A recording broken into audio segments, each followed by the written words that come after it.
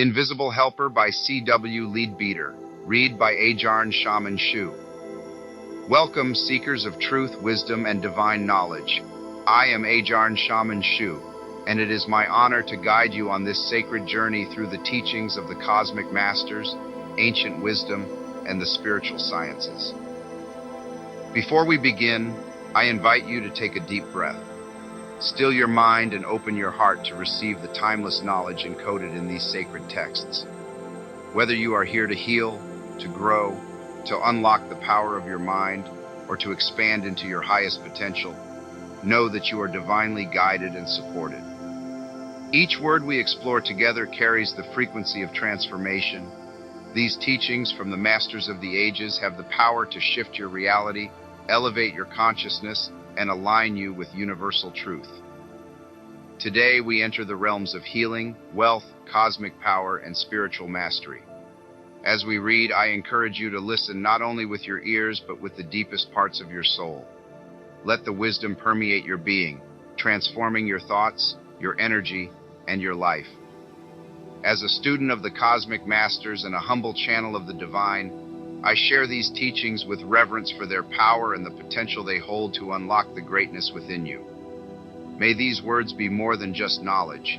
May they become living principles that guide you to health, wealth, spiritual power, and cosmic understanding. Let us now step into the sacred stream of wisdom together as we begin our journey. Chapter 1. The Universal Belief in Them.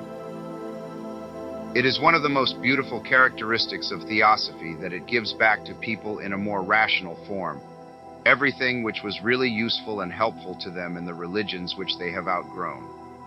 Many who have broken through the chrysalis of blind faith and mounted on the wings of reason and intuition to the freer, nobler mental life of more exalted levels, nevertheless feel that in the process of this glorious gain, a something has been lost, that in giving up the beliefs of their childhood, they have also cast aside much of the beauty and the poetry of life.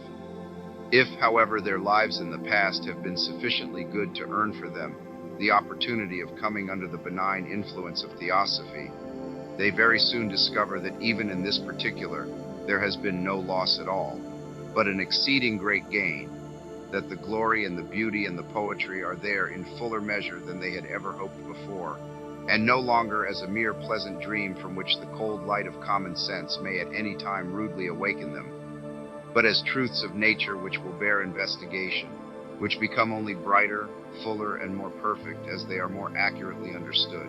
A marked instance of this beneficent action of theosophy is the way in which the invisible world, which before the great wave of materialism engulfed us, used to be regarded as the source of all living help, has been restored by it to modern life.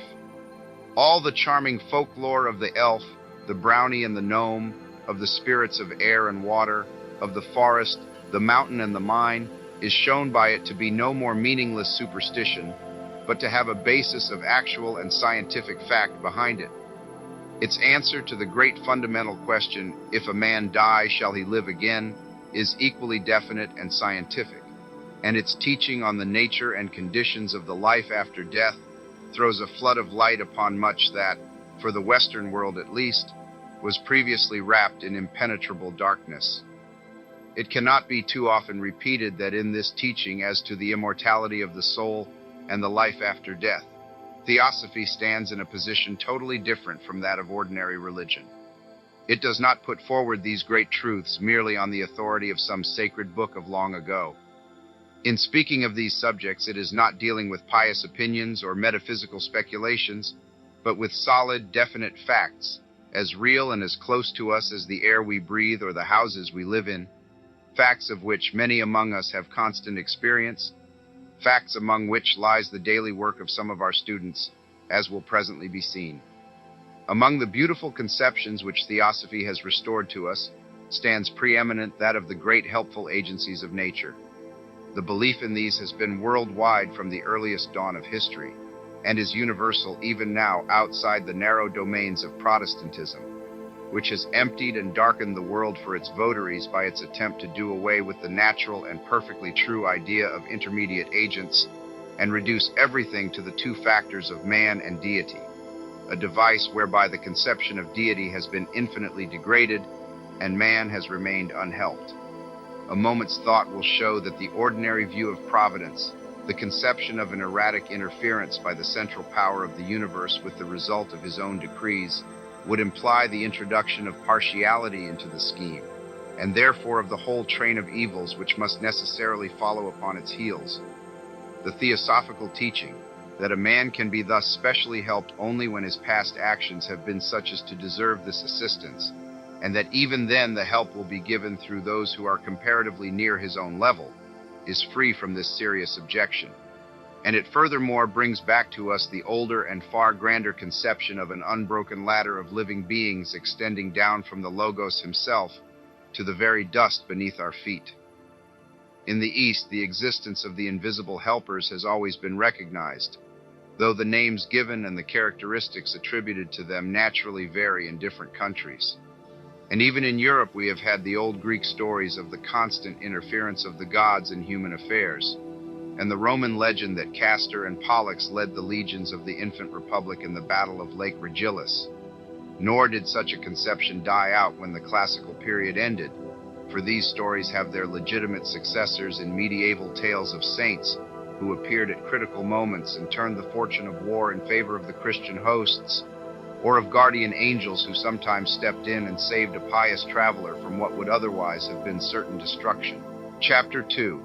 Some modern instances. Even in this incredulous age, and amidst the full whirl of our 19th century civilization, in spite of the dogmatism of our science and the deadly dullness of our Protestantism, instances of intervention inexplicable from the materialistic standpoint may still be found by anyone who will take the trouble to look for them. And in order to demonstrate this to the reader, I will briefly epitomize a few of the examples given in one or other of the recent collections of such stories, adding thereto one or two that have come within my own notice.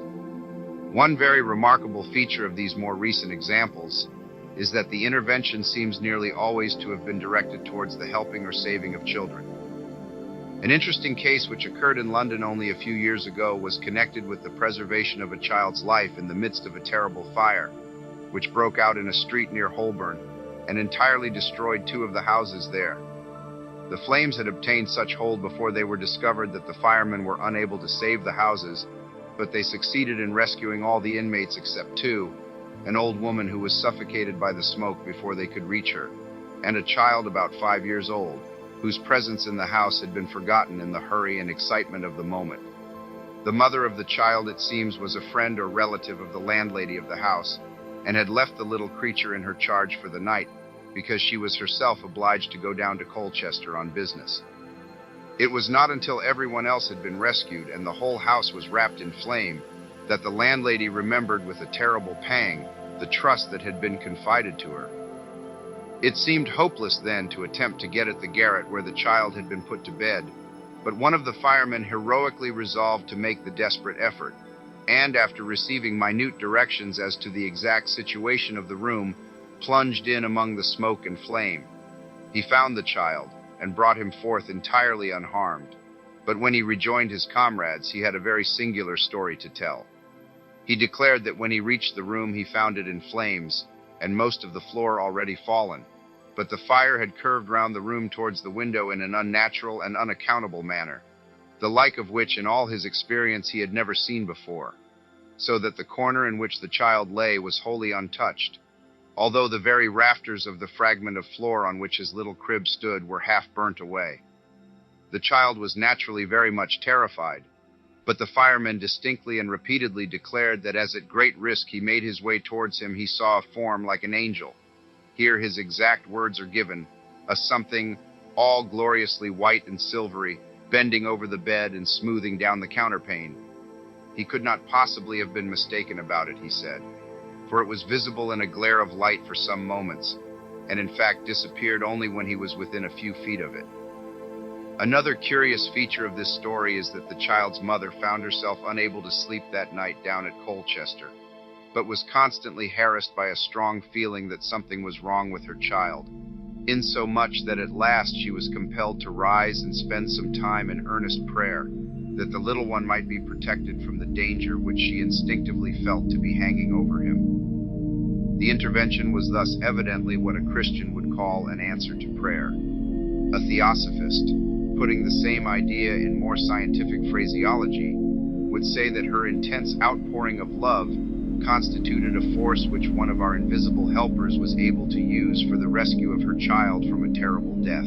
A remarkable case in which children were abnormally protected occurred on the banks of the Thames near Maidenhead, a few years earlier than our last example. This time the danger from which they were saved arose not from fire but from water. 3 little ones who lived, if I recollect rightly, in or near the village of Shottisbrook, were taken out for a walk along the towing path by their nurse.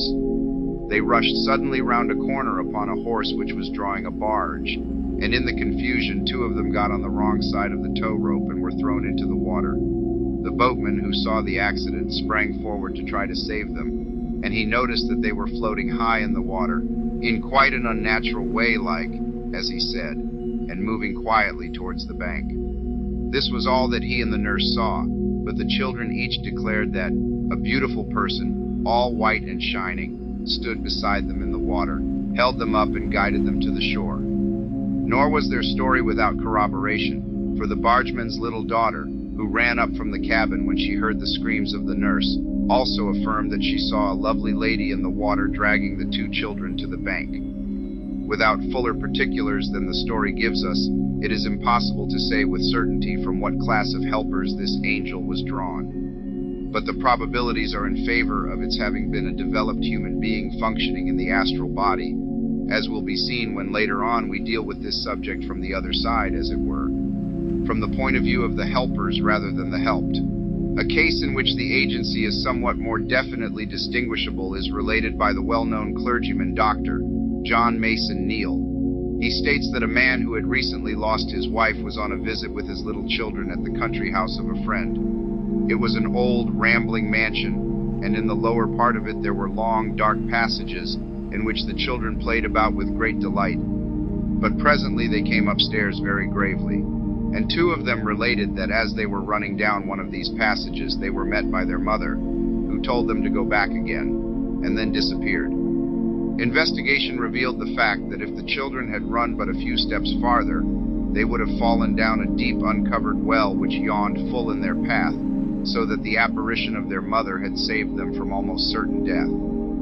In this instance, there seems no reason to doubt that the mother herself was still keeping a loving watch over her children from the astral plane, and that, as has happened in some other cases, her intense desire to warn them of the danger into which they were so heedlessly rushing gave her the power to make herself visible and audible to them for the moment, or perhaps merely to impress their minds with the idea that they saw and heard her. It is possible, of course, that the helper may have been someone else who took the familiar form of the mother in order not to alarm the children. But the simplest hypothesis is to attribute the intervention to the action of the ever-wakeful mother-love itself, undimmed by the passage through the gates of death. This mother-love, being one of the holiest and most unselfish of human feelings, is also one of the most persistent on higher planes. Not only does the mother who finds herself upon the lower levels of the astral plane, and consequently still within touch of the earth, maintain her interest in and her care for her children as long as she is able to see them. Even after her entry into the heaven world, these little ones are still the most prominent objects in her thought, and the wealth of love that she lavishes upon the images which she there makes of them is a great outpouring of spiritual force which flows down upon her offspring who are still struggling in this lower world, and surrounds them with living centers of beneficent energy which may not inaptly be described as veritable guardian angels. An illustration of this will be found in the 6th of our theosophical manuals, Not long ago, the little daughter of one of our English bishops was out walking with her mother in the town where they lived, and in running heedlessly across a street, the child was knocked down by the horses of a carriage which came quickly upon her round a corner. Seeing her among the horses' feet, the mother rushed forward, expecting to find her very badly injured, but she sprang up quite merrily, saying, "Oh, mamma, I am not at all hurt," for something all in white kept the horses from treading upon me, and told me not to be afraid. A case which occurred in Buckinghamshire, somewhere in the neighborhood of Burnham Beeches, is remarkable on account of the length of time through which the physical manifestation of the succoring agency seems to have maintained itself. It will have been seen that in the instances hitherto given, the intervention was a matter of but a few moments, whereas in this a phenomenon was produced which appears to have persisted for more than half an hour. Two of the little children of a small farmer were left to amuse themselves while their parents and their entire household were engaged in the work of harvesting. The little ones started for a walk in the woods, wandered far from home, and then managed to lose their way. When the weary parents returned at dusk, it was discovered that the children were missing, and after inquiring at some of the neighbors' houses, the father sent servants and laborers in various directions to seek for them. Their efforts were, however, unsuccessful, and their shouts unanswered, and they had reassembled at the farm in a somewhat despondent frame of mind, when they all saw a curious light some distance away, moving slowly across some fields towards the road. It was described as a large globular mass of rich golden glow, quite unlike ordinary lamplight, and as it drew nearer, it was seen that the two missing children were walking steadily along in the midst of it. The father and some others immediately set off running towards it. The appearance persisted until they were close to it, but just as they grasped the children, it vanished, leaving them in the darkness. The children's story was that after night came on, they had wandered about crying in the woods for some time, and had at last lain down under a tree to sleep. They had been roused, they said, by a beautiful lady with a lamp, who took them by the hand and led them home. When they questioned her, she smiled at them but never spoke a word. To this strange tale they both steadily adhered, nor was it possible in any way to shake their faith in what they had seen. It is noteworthy, however, that though all present saw the light, and noticed that it lit up the trees and hedges which came within its sphere precisely as an ordinary light would, yet the form of the lady was visible to none but the children. Chapter 3. A Personal Experience. All the above stories are comparatively well known, and may be found in some of the books which contain collections of such accounts, most of them in Dr. Lee's More Glimpses of the World Unseen. But the two instances which I am now about to give have never been in print before, and both occurred within the last 10 years, one to myself and the other to a very dear friend of mine, a prominent member of the Theosophical Society, whose accuracy of observation is beyond all shadow of doubt. My own story is a simple one enough, though not unimportant to me, since the interposition undoubtedly saved my life. I was walking one exceedingly wet and stormy night down a quiet back street near Westbourne Grove, struggling with scant success to hold up an umbrella against the savage gusts of wind that threatened every moment to tear it from my grasp, and trying as I labored along to think out the details of some work upon which I was just then engaged. With startling suddenness, a voice which I know well, the voice of an Indian teacher, cried in my ear, "Spring back!" And in mechanical obedience I started violently backwards almost before I had time to think. As I did so, my umbrella, which had swung forward with the sudden movement, was struck from my hand, and a huge metal chimney pot crashed upon the pavement less than a yard in front of my face. The great weight of this article and the tremendous force with which it fell make it absolutely certain that but for the warning voice I should have been killed on the spot. Yet the street was empty, and the voice was that of one whom I knew to be 7,000 miles away from me, as far as the physical body was concerned. Nor was this the only occasion upon which I received assistance of this supernormal kind, for in early life, long before the foundation of the Theosophical Society, the apparition of a dear one who had recently died prevented me from committing what I now see would have been a serious crime, although by the light of such knowledge as I then had, it appeared not only a justifiable but even a laudable act of retaliation. Again, at a later date, though still before the foundation of this society, a warning conveyed to me from a higher plane amid most impressive surroundings enabled me to prevent another man from entering upon a course which I now know would have ended disastrously, though I had no reason to suppose so at the time. So it will be seen that I have a certain amount of personal experience to strengthen my belief in the doctrine of invisible helpers, even apart from my knowledge of the help that is constantly being given at the present time. The other case is a very much more striking one. One of our members, who gives me permission to publish her story, but does not wish her name mentioned, once found herself in very serious physical peril. Owing to circumstances which need not be detailed here, she was in the very center of a dangerous street.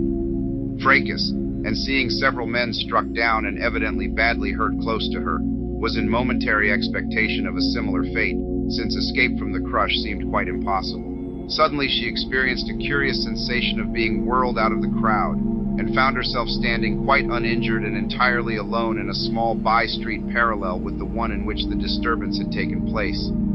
She still heard the noise of the struggle, and while she stood wondering what on earth had happened to her, 2 or 3 men who had escaped from the crowd came running round the corner of the street, and on seeing her expressed great astonishment and pleasure, saying that when the brave lady so suddenly disappeared from the midst of the fight, they had felt certain that she had been struck down. At the time, no sort of explanation was forthcoming, and she returned home in a very mystified condition. But when at a later period she mentioned this strange occurrence to Madame Blavatsky, she was informed that her karma being such as to enable her to be saved from her exceedingly dangerous position, one of the masters had specially sent someone to protect her in view of the fact that her life was needed for the work. Nevertheless, the case remains a very extraordinary one, both with regard to the great amount of power exercised and the unusually public nature of its manifestation. It is not difficult to imagine the modus operandi. She must have been lifted bodily over the intervening block of houses and simply set down in the next street. But since her physical body was not visible floating in the air, it is also evident that a veil of some sort, probably of etheric matter, must have been thrown round her while in transit. If it be objected that whatever can hide physical matter must itself be physical and therefore visible, it may be replied that by a process familiar to all occult students, it is possible to bend rays of light, which, under all conditions at present known to science, travel only in straight lines unless refracted, so that after passing round an object they may resume exactly their former course. And it will at once be seen that if this were done, such an object would to all physical eyes be absolutely invisible until the rays were allowed to resume their normal course. I am fully aware that this one statement alone is sufficient to brand my remarks as nonsense in the eyes of the scientist of the present day, but I cannot help that. I am merely stating a possibility in nature which the science of the future will no doubt one day discover, and for those who are not students of occultism, the remark must wait until then for its justification. If it be objected that whatever can hide physical matter must itself be physical, and therefore visible, it may be replied that by a process familiar to all occult students, it is possible to bend rays of light, which under all conditions at present known to science travel only in straight lines unless refracted, so that after passing round an object they may resume exactly their former course. And it will at once be seen that if this were done, such an object would to all physical eyes be absolutely invisible until the rays were allowed to resume their normal course. I am fully aware that this one statement alone is sufficient to brand my remarks as nonsense in the eyes of the scientist of the present day, but I cannot help that. I am merely stating a possibility in nature which the science of the future will no doubt one day discover, and for those who are not students of occultism, the remark must wait until then for its justification. The process, as I say, is comprehensible enough to anyone who understands a little about the more occult forces of nature, but the phenomenon still remains an exceedingly dramatic one, while the name of the heroine of the story, were I permitted to give it, would be a guarantee of its accuracy to all my readers. Another recent instance of interposition, less striking perhaps, but entirely successful, has been reported to me since the publication of the first edition of this book. A lady, being obliged to undertake a long railway journey alone, had taken the precaution to secure an empty compartment. But just as the train was leaving the station, a man of forbidding and villainous appearance sprang in and seated himself at the other end of the carriage. The lady was much alarmed, thus to be left alone with so doubtful-looking a character, but it was too late to call for help, so she sat still and commended herself earnestly to the care of her patron saint. Soon her fears were redoubled, for the man arose and turned toward her with an evil grin, but he had hardly taken one step when he started back with a look of the most intense astonishment and terror. Following the direction of his glance, she was startled to see a gentleman seated directly opposite to her, gazing quietly but firmly at the baffled robber. a gentleman who certainly could not have entered the carriage by any ordinary means. Too much awed to speak, she watched him as though fascinated for a full half-hour. He uttered no word, and did not even look at her, but kept his eyes steadily upon the villain, who cowered trembling in the furthest corner of the compartment. The moment that the train reached the next station, and even before it came to a standstill, the would-be thief tore open the door and sprang hurriedly out. The lady, deeply thankful to be rid of him, turned to express her gratitude to the gentleman, but found only an empty seat, though it would have been impossible for any physical body to have left the carriage in the time. The materialization was in this case maintained for a longer period than usual, but on the other hand it expended no force in action of any kind, nor indeed was it necessary that it should do so, as its mere appearance was sufficient to effect its purpose. But these stories, all referring as they do to what would commonly be called angelic intervention, illustrate only one small part of the activities of our invisible helpers. Before, however, we can profitably consider the other departments of their work, it will be well that we should have clearly in our minds the various classes of entities to which it is possible that these helpers may belong. Let that, then, be the portion of our subject to be next treated. Chapter 4. The Helpers. Help, then, may be given by several of the many classes of inhabitants of the astral plane. It may come from devas, from nature spirits, or from those whom we call dead, as well as from those who function consciously upon the astral plane during life, chiefly the adepts and their pupils. But if we examine the matter a little more closely, we shall see that though all the classes mentioned may, and sometimes do, take a part in this work, yet their shares in it are so unequal that it is practically left almost entirely to one class. The very fact that so much of this work of helping has to be done either upon or from the astral plane goes far in itself towards explaining this. To anyone who has even a faint idea of what the powers at the command of an adept really are, it will be at once obvious that for him to work upon the astral plane would be a far greater waste of energy than for our leading physicians or scientists to spend their time in breaking stones upon the road. Page 26. The work of the adept lies in higher regions, chiefly upon the arupa levels of the devachanic plane or heaven world, where he may direct his energies to the influencing of the true individuality of man, and not the mere personality which is all that can be reached in the astral or physical world. The strength which he puts forth in that more exalted realm produces results greater, more far-reaching, and more lasting than any which can be attained by the expenditure of even 10 times the force down here, and the work up there is such as he alone can fully accomplish, while that on lower planes may be at any rate to some extent achieved by those whose feet are yet upon the earlier steps of the great stairway, which will one day lead them to the position where he stands. The same remarks apply also in the case of the devas. Belonging as they do to a higher kingdom of nature than ours, their work seems for the most part entirely unconnected with humanity, and even those of their orders, and there are some such, which do sometimes respond to our higher yearnings or appeals, do so on the mental plane rather than on the physical or astral, and more frequently in the periods between our incarnations than during our earthly lives. It may be remembered that some instances of such page 27 help were observed in the course of investigations into the subdivisions of the devachanic plane, which were undertaken when the theosophical manual on the subject was in preparation. In one case, a diva was found teaching the most wonderful celestial music to a chorister, and in another one of a different class was giving instruction and guidance to an astronomer who was seeking to comprehend the form and structure of the universe.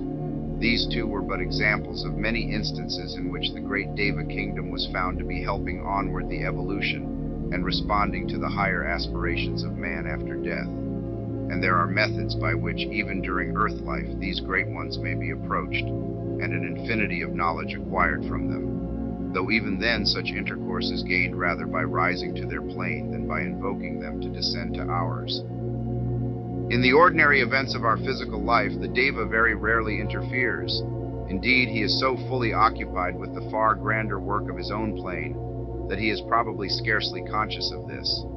And though it may occasionally happen that he becomes aware of some human sorrow or difficulty which excites his pity and moves him to endeavor to help in some way, his wider vision undoubtedly recognizes that at the present stage of evolution, such interpositions, page 28, would in the vast majority of cases be productive of infinitely more harm than good. There was indubitably a period in the past, in the infancy of the human race, when it was much more largely assisted from outside than is at present the case. At the time when all its Buddhas and Manas, and even its more ordinary leaders and teachers, were drawn either from the ranks of the Deva evolution or from the perfected humanity of a more advanced planet. Any such assistance as we are considering in this treatise must also have been given by these exalted beings. But as man progresses, he becomes himself qualified to act as a helper, first on the physical plane and then on higher levels. And we have now reached a stage at which humanity ought to be able to provide, and to some slight extent does provide, invisible helpers for itself, thus setting free for still more useful and elevated work those beings who are capable of it. It becomes obvious then that such assistance as that to which we are here referring may most fitly be given by men and women at a particular stage of their evolution. Not by the adepts, since they are capable of doing far grander and more widely useful work, and not by the ordinary person of no special spiritual development, for he would be unable to be of any use. Just as these considerations would lead page 29 us to expect, we find that this work of helping on the astral and lower mental planes is chiefly in the hands of the pupils of the masters, men who, though yet far from the attainment of adeptship, have evolved themselves to the extent of being able to function consciously upon the planes in question. Some of these have taken the further step of completing the links between the physical consciousness and that of the higher levels, and they therefore have the undoubted advantage of recollecting in waking life what they have done and what they have learnt in those other worlds. But there are many others who, though as yet unable to carry their consciousness through unbroken, are nevertheless by no means wasting the hours when they think they are asleep, but spending them in noble and unselfish labor for their fellow men. What this labor is, we will proceed to consider, but before we enter upon that part of the subject, we will first refer to an objection which is very frequently brought forward with regard to such work, and we will also dispose of the comparatively rare cases in which the agents are either nature spirits or men who have cast off the physical body. People whose grasp of theosophical ideas is as yet imperfect are often in doubt as to whether it is allowable for them to try to help someone whom, page 30, they find in sorrow or difficulty, lest they should interfere with the fate which has been decreed for him by the absolute justice of the eternal law of karma. They say in effect that the man is in his present position because he has deserved it. He is now working out the perfectly natural result of some evil which he has committed in the past. What right have I to interfere with the action of the great cosmic law by trying to ameliorate his condition, either on the astral plane or the physical? Now, the good people who make such suggestions are really, however unconsciously to themselves, exhibiting the most colossal conceit, for their position implies two astounding assumptions. First, that they know exactly what another man's karma has been, and how long it has decreed that his suffering shall last. And secondly, that they, the insects of a day, could absolutely override the cosmic law and prevent the due working out of karma by any action of theirs. We may be well assured that the great karmic deities are perfectly well able to manage their business without our assistance, and we need have no fear that any steps we may take can by any possibility cause them the slightest difficulty or uneasiness. If a man's karma is such that he cannot be helped, then all our well-meant efforts in that direction will, page 31, fail, though we shall nevertheless have gained good karma for ourselves by making them. What the man's karma has been is no business of ours. Our duty is to give help to the utmost of our power, and our right is only to the act. The result is in other and higher hands. How can we tell how a man's account stands? For all we know, he may just have exhausted his evil karma, and be at this moment at the very point where a helping hand is needed to give relief and raise him out of his trouble or depression. Why should not we have the pleasure and privilege of doing that good deed as well as another?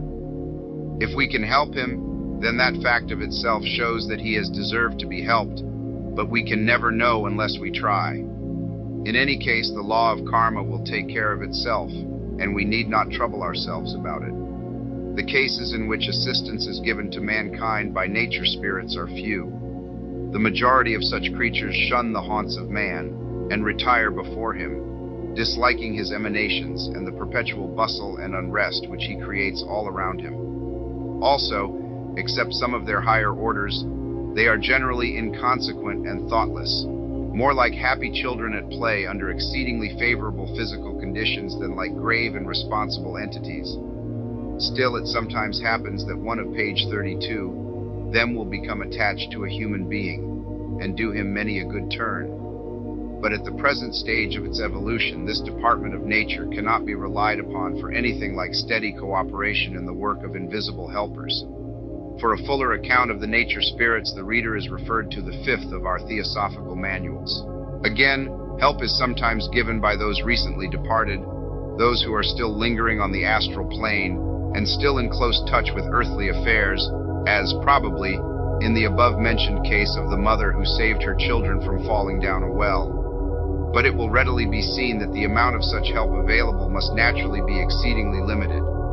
The more unselfish and helpful a person is, the less likely is he to be found after death lingering in full consciousness on the lower levels of the astral plane, from which the earth is most readily accessible. In any case, unless he were an exceptionally bad man, his stay within the realm whence alone any interference would be possible would be comparatively short. And although from the heaven world he may still shed benign influence upon those whom he has loved on earth, it will usually be rather of the nature of a general benediction than a force capable of bringing about definite results in a specific case, such as those which we have been considering. Page 33.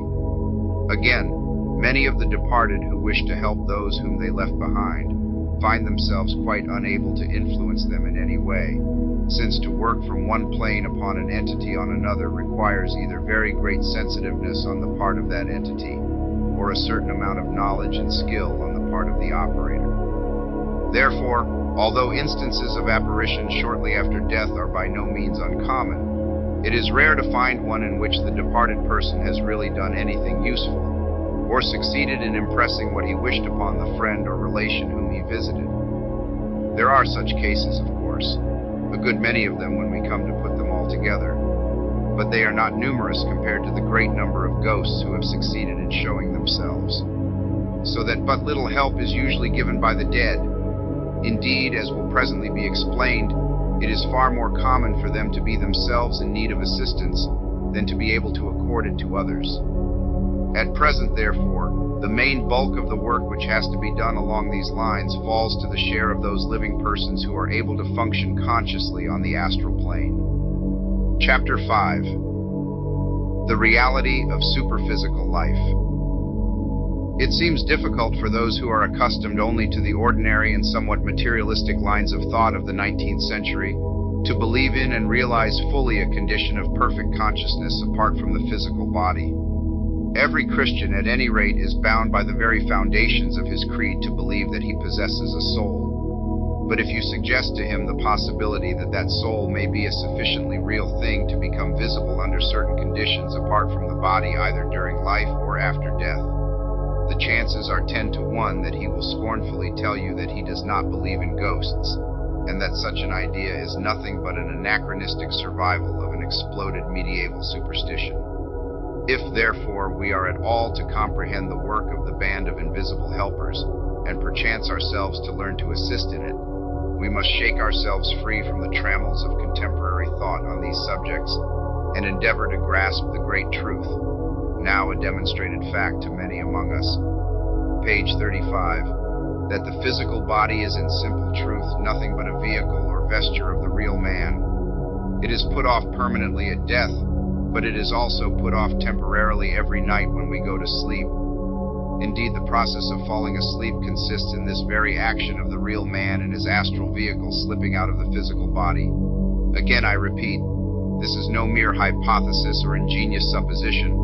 There are many among us who are able to perform and do perform every day of their lives this elementary act of magic in full consciousness, who pass from one plane to the other at will, and if that is clearly realized, it will become apparent how grotesquely absurd to them must appear the ordinary unreasoning assertion that such a thing is utterly impossible. It is like telling a man that it is impossible for him to fall asleep, and that if he thinks he has ever done so, he is under a hallucination. Now, the man who has not yet developed the link between the astral and physical consciousness is unable to leave his denser body at will, or to recollect most of what happens to him while away from it. But the fact nevertheless remains that he leaves it every time he sleeps, and may be seen by any trained clairvoyant either hovering over it or wandering about at a greater or less distance from it, as the case may be. Page 36.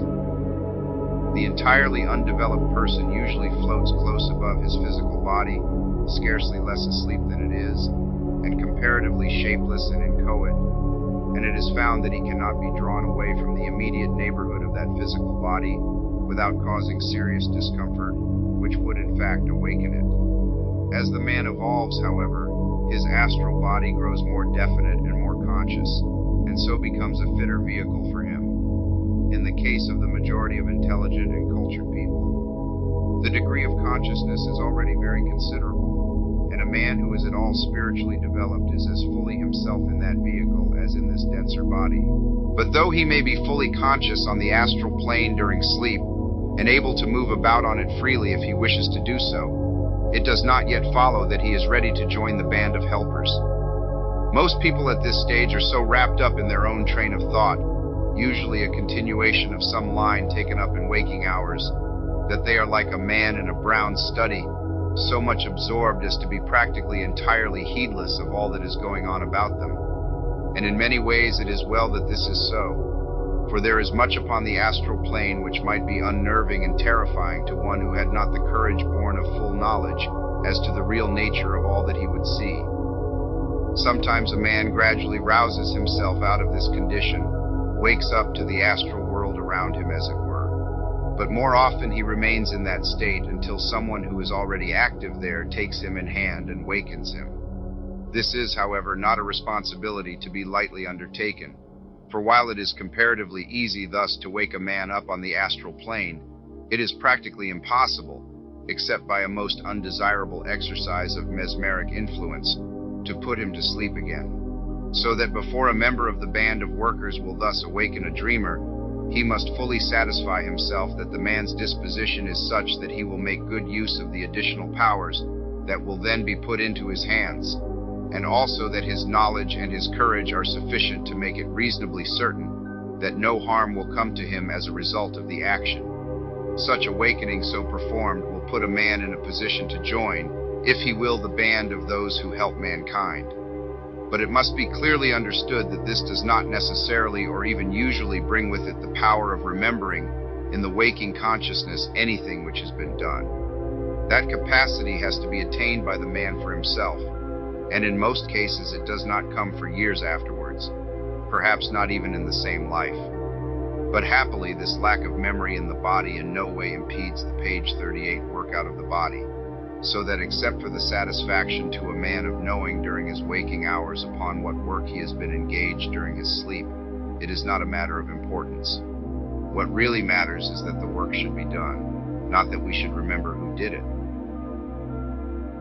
Varied as is this work on the astral plane, it is all directed to one great end, the furtherance, in however humble a degree, of the processes of evolution. Occasionally it is connected with the development of the lower kingdoms, which it is possible slightly to accelerate under certain conditions. A duty towards these lower kingdoms, elemental as well as animal and vegetable, is distinctly recognized by our adept leaders, since it is in some cases only through connection with or use by man that their progress takes place. But naturally, by far the largest and most important part of the work is connected with humanity in some way or other. The services rendered are of many and various kinds, but chiefly concerned with man's spiritual development. Such physical interventions as are recounted in the earlier part of this book being exceedingly rare. They do, however, occasionally take place, and though it is my wish to emphasize rather the possibility of extending mental and moral help to our fellow men, it will perhaps be well to give 2 or 3 instances in which page 40, Friends personally known to me have rendered physical assistance to those in sore need of it, in order that it may be seen how these examples from the experience of the helpers gear in with the accounts given by those who have received the supernormal aid. Such stories, I mean, as those which are to be found in the literature of so-called supernatural occurrences. In the course of the recent rebellion in Matabella land, one of our members was sent upon an errand of mercy, which may serve as an illustration of the way in which help upon this lower plane has occasionally been given. It seems that one night a certain farmer and his family in that country were sleeping tranquilly in fancied security, quite unaware that only a few miles away relentless hordes of savage foes were lying in ambush, maturing fiendish plots of murder and rapine. Our member's business was in some way or other to arouse the sleeping family to a sense of the terrible danger which so unexpectedly menaced them, and she found this by no means an easy matter. An attempt to impress the idea of imminent peril upon the brain of the farmer failed utterly, and as the urgency of the case seemed to demand strong measures, our friend decided to materialize herself sufficiently to shake the housewife by the shoulder and adjure her to get up and look about her. The page 41. Moment she saw that she had been successful in attracting attention, she vanished, and the farmer's wife has never from that day to this been able to find out which of her neighbors it was who roused her so opportunely, and thus saved the lives of the entire family, who but for this mysterious intervention would undoubtedly have been massacred in their beds half an hour later. Nor can she even now understand how this friend in need contrived to make her way in, when all the windows and doors were found so securely barred. Being thus abruptly awakened, the housewife was half inclined to consider the warning as a mere dream. However, she arose and looked round just to see that all was right, and fortunate it was that she did so, for though she found nothing amiss indoors, she had no sooner thrown open a shutter than she saw the sky red with a distant conflagration. She at once roused her husband and the rest of her family, and owing to this timely notice they were able to escape to a place of concealment near at hand just before the arrival of the horde of savages, who destroyed the house and ravaged the fields indeed, but were disappointed of the human prey which they had expected. The feelings of the rescuer may be imagined when she read in the newspaper some time afterwards an account of the providential deliverance of this family. Chapter 7. The Angel Story. Another instance of intervention on the physical plane which occurred a short time ago makes a very beautiful little story, though this time only one life was saved. It needs, however, a few words of preliminary explanation.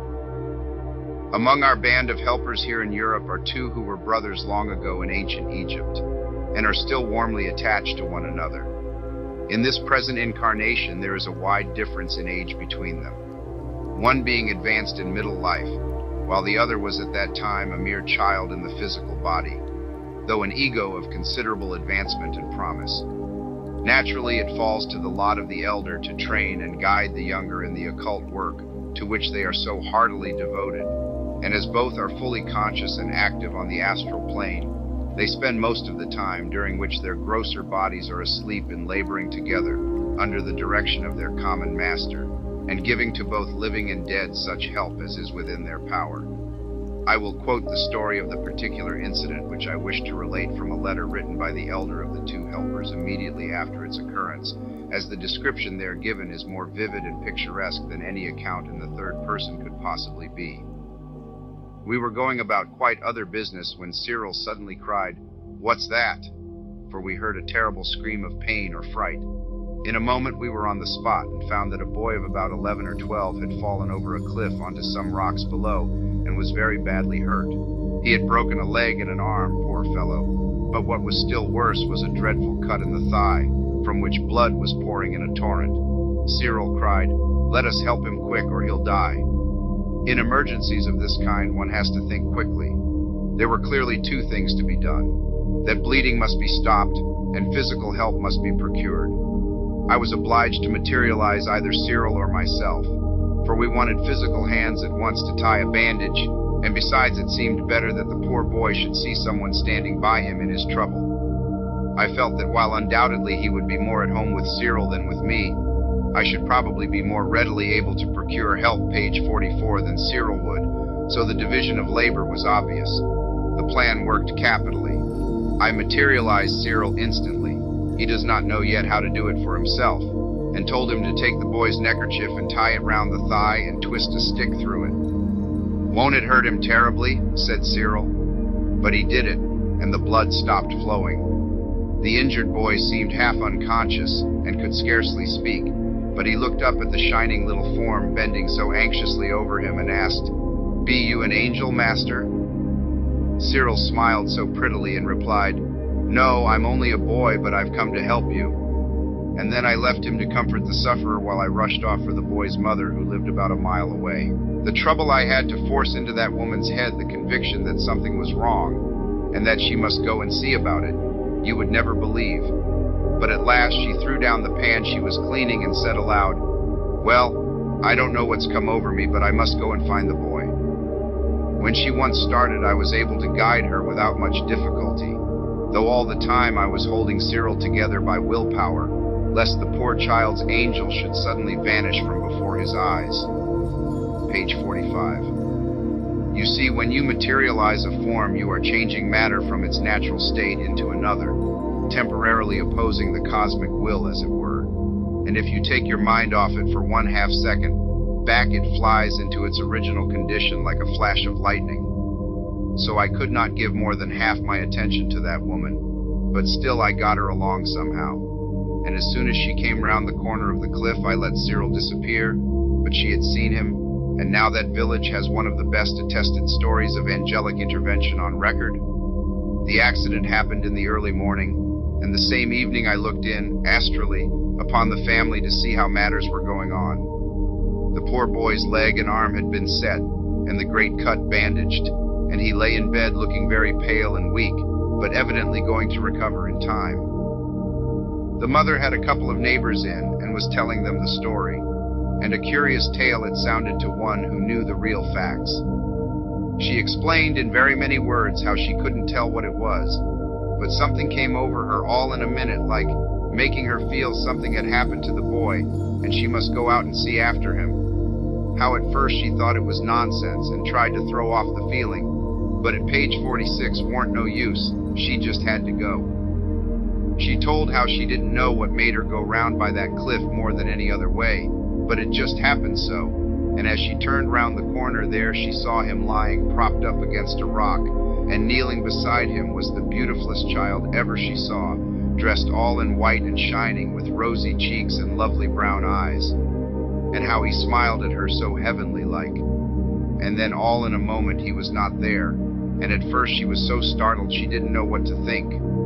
And then all at once she felt what it was, and fell on her knees and thanked God for sending one of his angels to help her poor boy.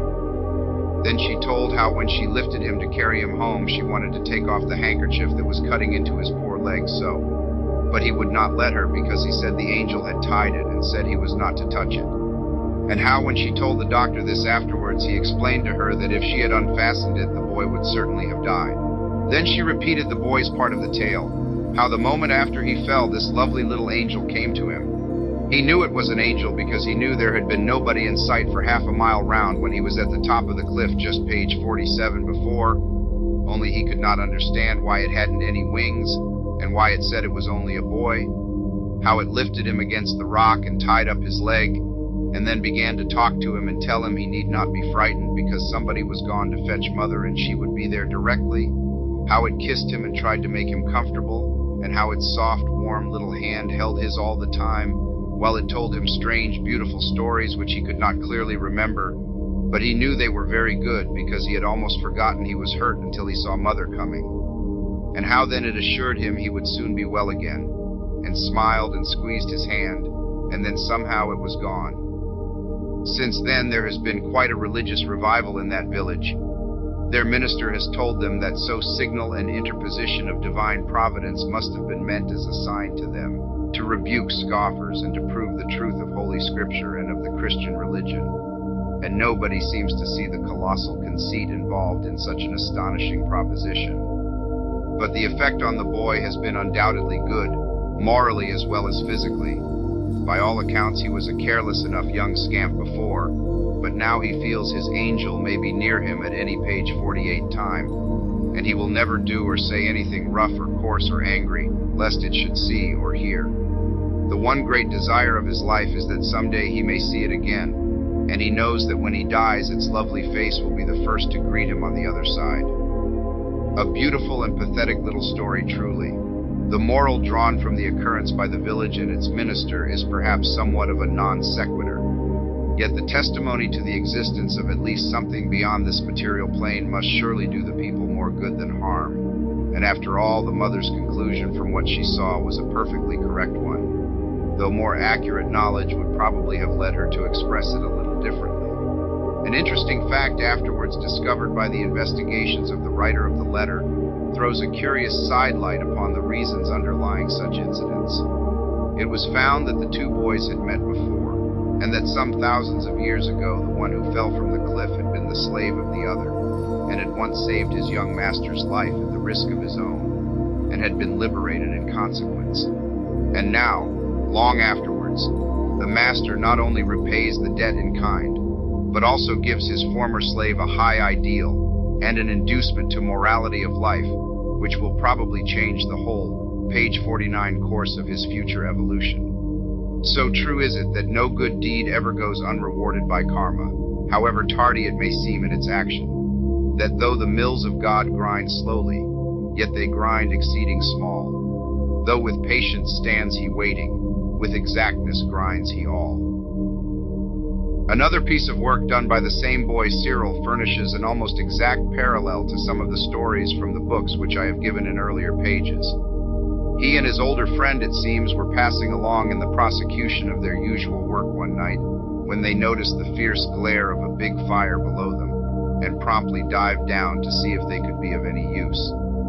It was a great hotel which was in flames, a huge caravanserai on the edge of a great lake.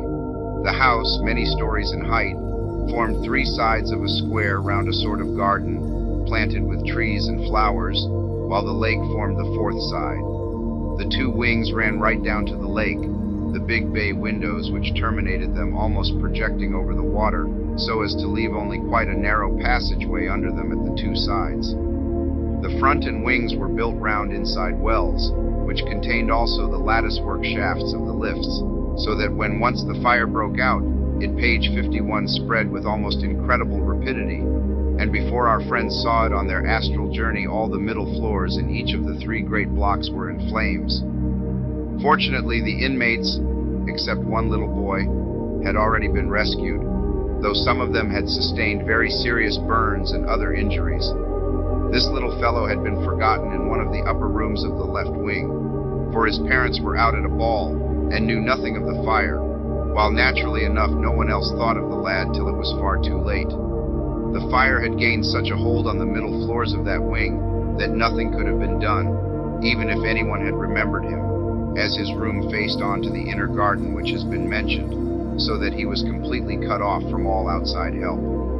Besides, he was not even aware of his danger, for the dense, suffocating smoke had so gradually filled the room that his sleep had grown deeper and deeper, till he was all but stupefied.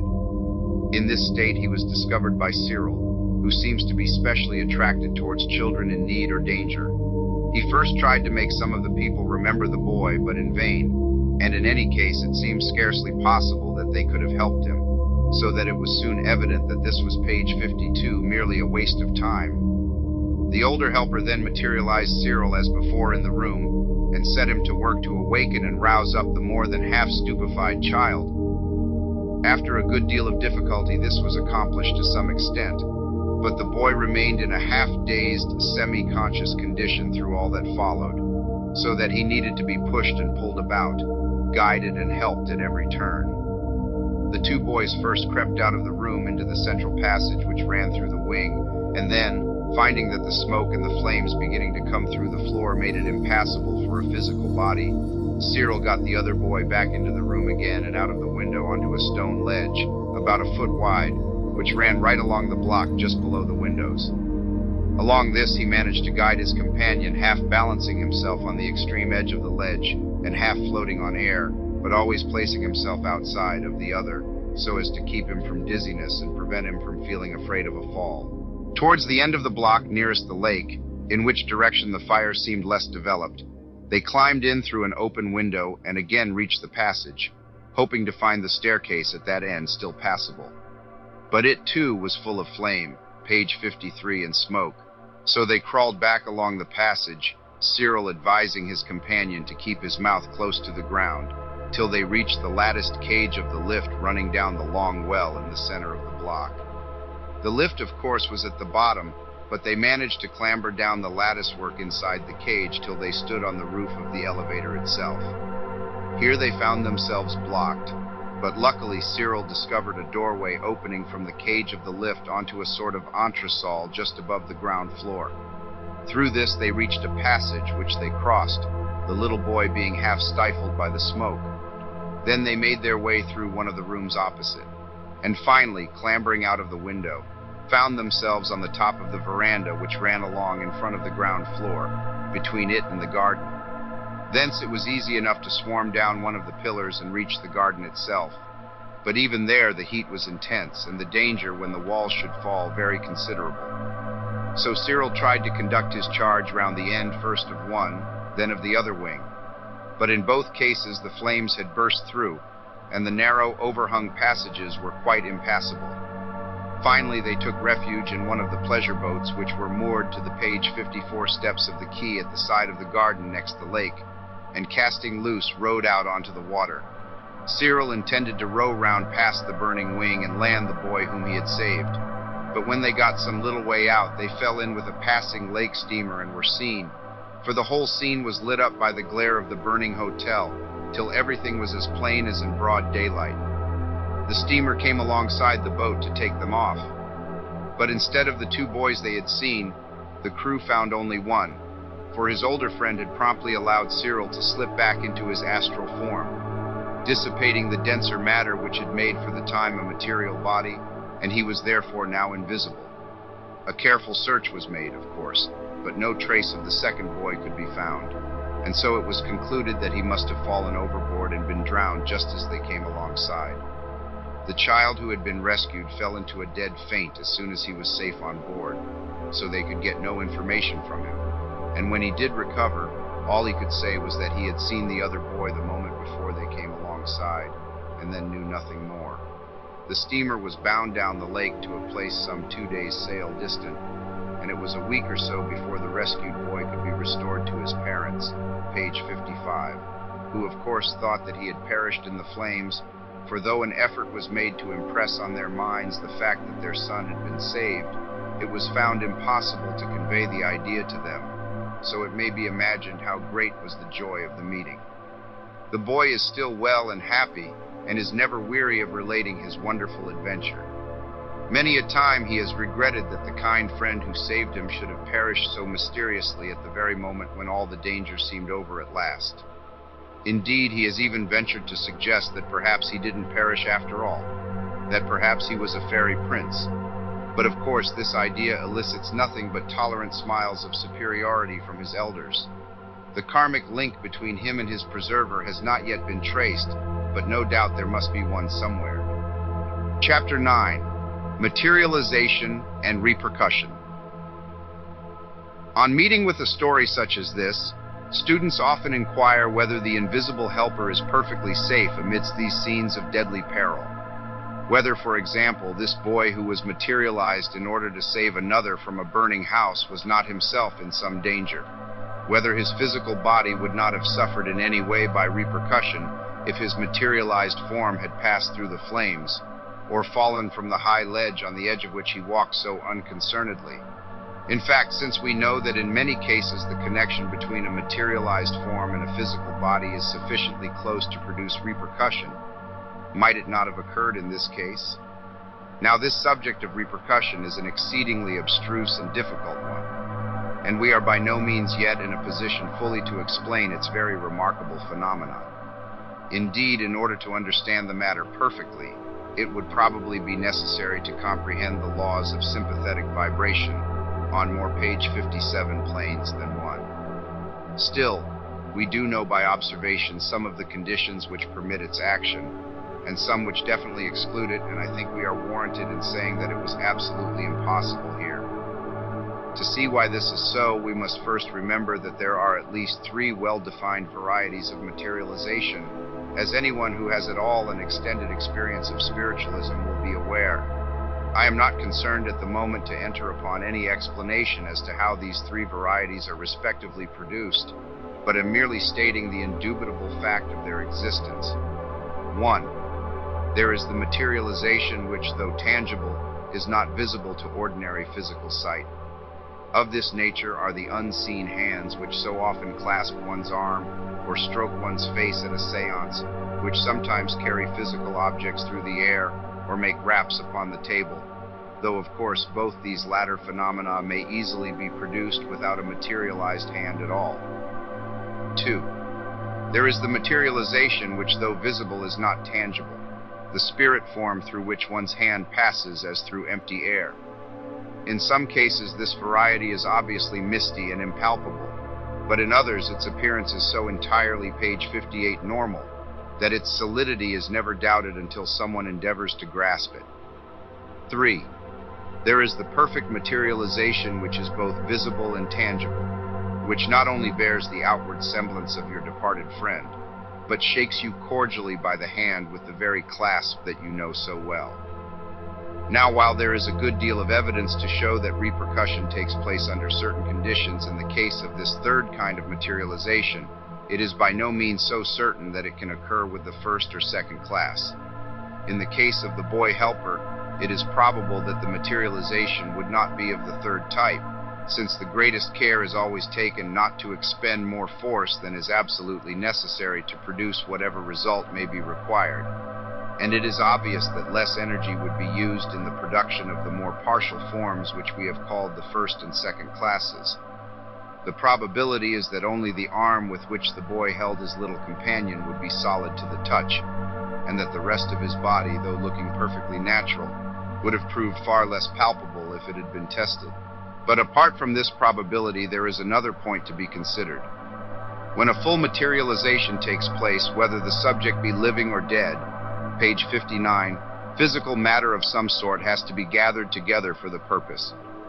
At a spiritualistic séance, this matter is obtained by drawing largely upon the etheric double of the medium, and sometimes even upon his physical body also, since cases are on record in which his weight has been very considerably decreased, while manifestations of this character were taking place.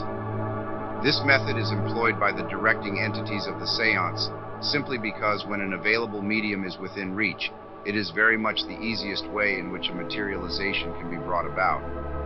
And the consequence is that the very closest connection is thus set up between that medium and the materialized body, so that the phenomenon which, although very imperfectly understanding it, we call repercussion, occurs in its clearest form. If, for example, the hands of the materialized body be rubbed with chalk, that chalk will afterwards be found on the hands of the medium, even though he may have been all the time carefully locked up in a cabinet under circumstances which absolutely preclude any suspicion of fraud.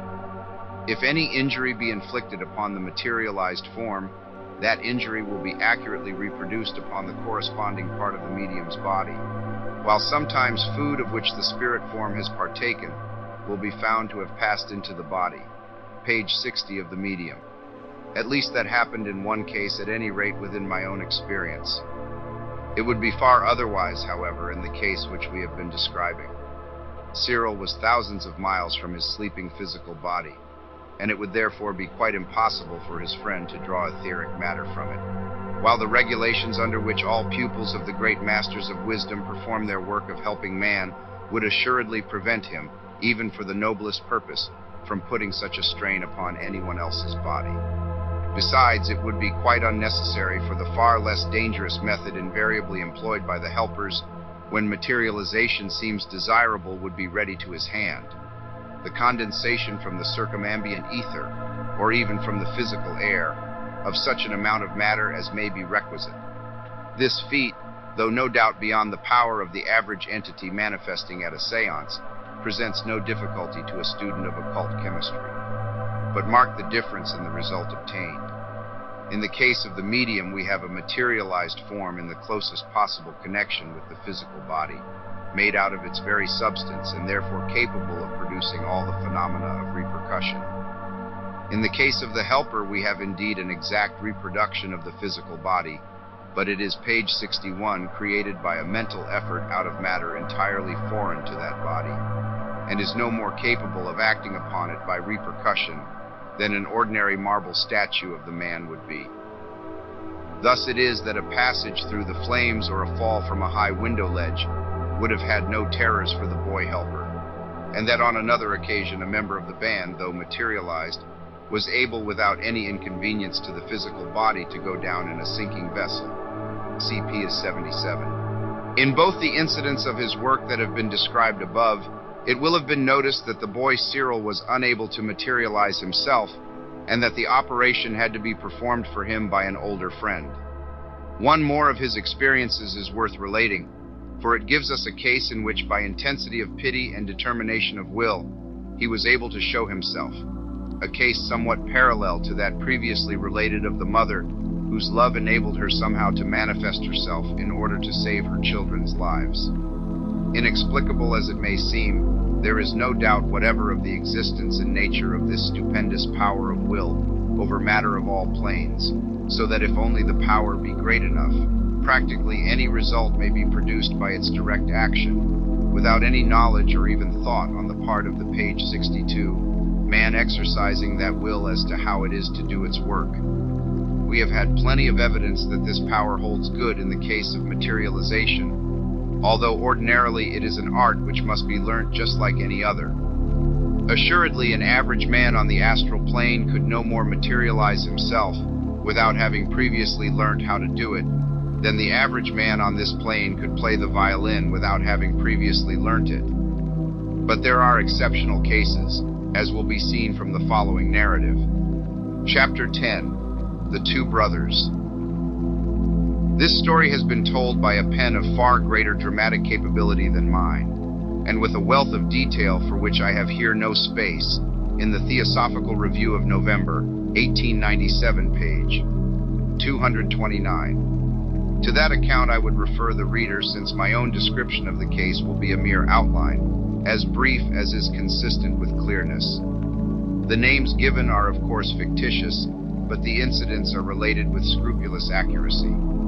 Our dramatis personae are two brothers, the sons of a country gentleman, Lancelot, aged 14, and Walter, aged 11. Very good boys of the ordinary healthy manly type, like hundreds of others in this fair realm, with no obvious psychic qualifications of any sort, except the possession of a good deal of Celtic blood. Perhaps the most remarkable feature about them was the intensity of the affection that existed between them, for they were simply inseparable. Neither would go anywhere without the page 64 other, and the younger idolized the elder as only a younger boy can. One unlucky day, Lancelot was thrown from his pony and killed, and for Walter the world became empty. The child's grief was so real and terrible that he could neither eat nor sleep, and his mother and nurse were at their wits' end as to what to do for him. He seemed deaf alike to persuasion and blame. When they told him that grief was wicked, and that his brother was in heaven, he simply answered that he could not be certain of that, and that even if it were true, he knew that Lancelot could no more be happy in heaven without him than he could on earth without Lancelot. Incredible as it may sound, the poor child was actually dying of grief, and what made the case even more pathetic was the fact that, all unknown to him, his brother stood at his side all the time, fully conscious of his misery, and himself half distracted at the failure of his repeated attempts to touch him or speak to him. Affairs were still in this most pitiable condition on the third evening after the accident, when Cyril's attention was drawn to the two brothers. He cannot tell how. He just happened to be passing, he says, yet surely the will of the lords of compassion guided him to the scene. Poor Walter lay exhausted, page 65, yet sleepless, alone in his desolation so far as he knew, though all the time his sorrowing brother stood beside him. Lancelot, free from the chains of the flesh, could see and hear Cyril, so obviously the first thing to do was to soothe his pain with a promise of friendship, and help in communicating with his brother. As soon as the dead boy's mind was thus cheered with hope, Cyril turned to the living one and tried with all his strength to impress upon his brain the knowledge that his brother stood beside him, not dead, but living and loving as of yore. But all his efforts were in vain. The dull apathy of grief so filled poor Walter's mind that no suggestion from without could enter, and Cyril knew not what to do. Yet so deeply was he moved by the sad sight, so intense was his sympathy, and so firm his determination to help in some way or other, at any cost of strength to himself, that somehow, even to this day he cannot tell how, he found himself able to touch and speak to the heartbroken child. Putting aside Walter's questions as to who he was and how he came there, he went straight to the point, telling him that his brother stood beside him, trying hard to make him hear his constantly repeated assurances that he was not dead, but living and yearning to help and comfort him. Little Walter longed, page 66, to believe, yet hardly dared to hope. But Cyril's eager insistence vanquished his doubts at last, and he said, "Oh, I do believe you because you're so kind. But if I could only see him, then I should know. Then I should be quite sure. And if I could only hear his voice telling me he was happy, I shouldn't mind a bit his going away again afterwards." Young though he was at the work, Cyril knew enough to be aware that Walter's wish was one not ordinarily granted, and was beginning regretfully to tell him so, when suddenly he felt a presence that all the helpers know, and though no word was spoken, it was borne in upon his mind that instead of what he had meant to say, he was to promise Walter the boon his heart desired. "Wait till I come back," he said, "and you shall see him then." And then he vanished. That one touch from the master had shown him what to do and how to do it, and he rushed to fetch the older friend who had so often helped him before. This older man had not yet retired for the night, but on hearing Cyril's hurried summons, he lost no time in accompanying him, and in a few minutes they were back at Walter's bedside.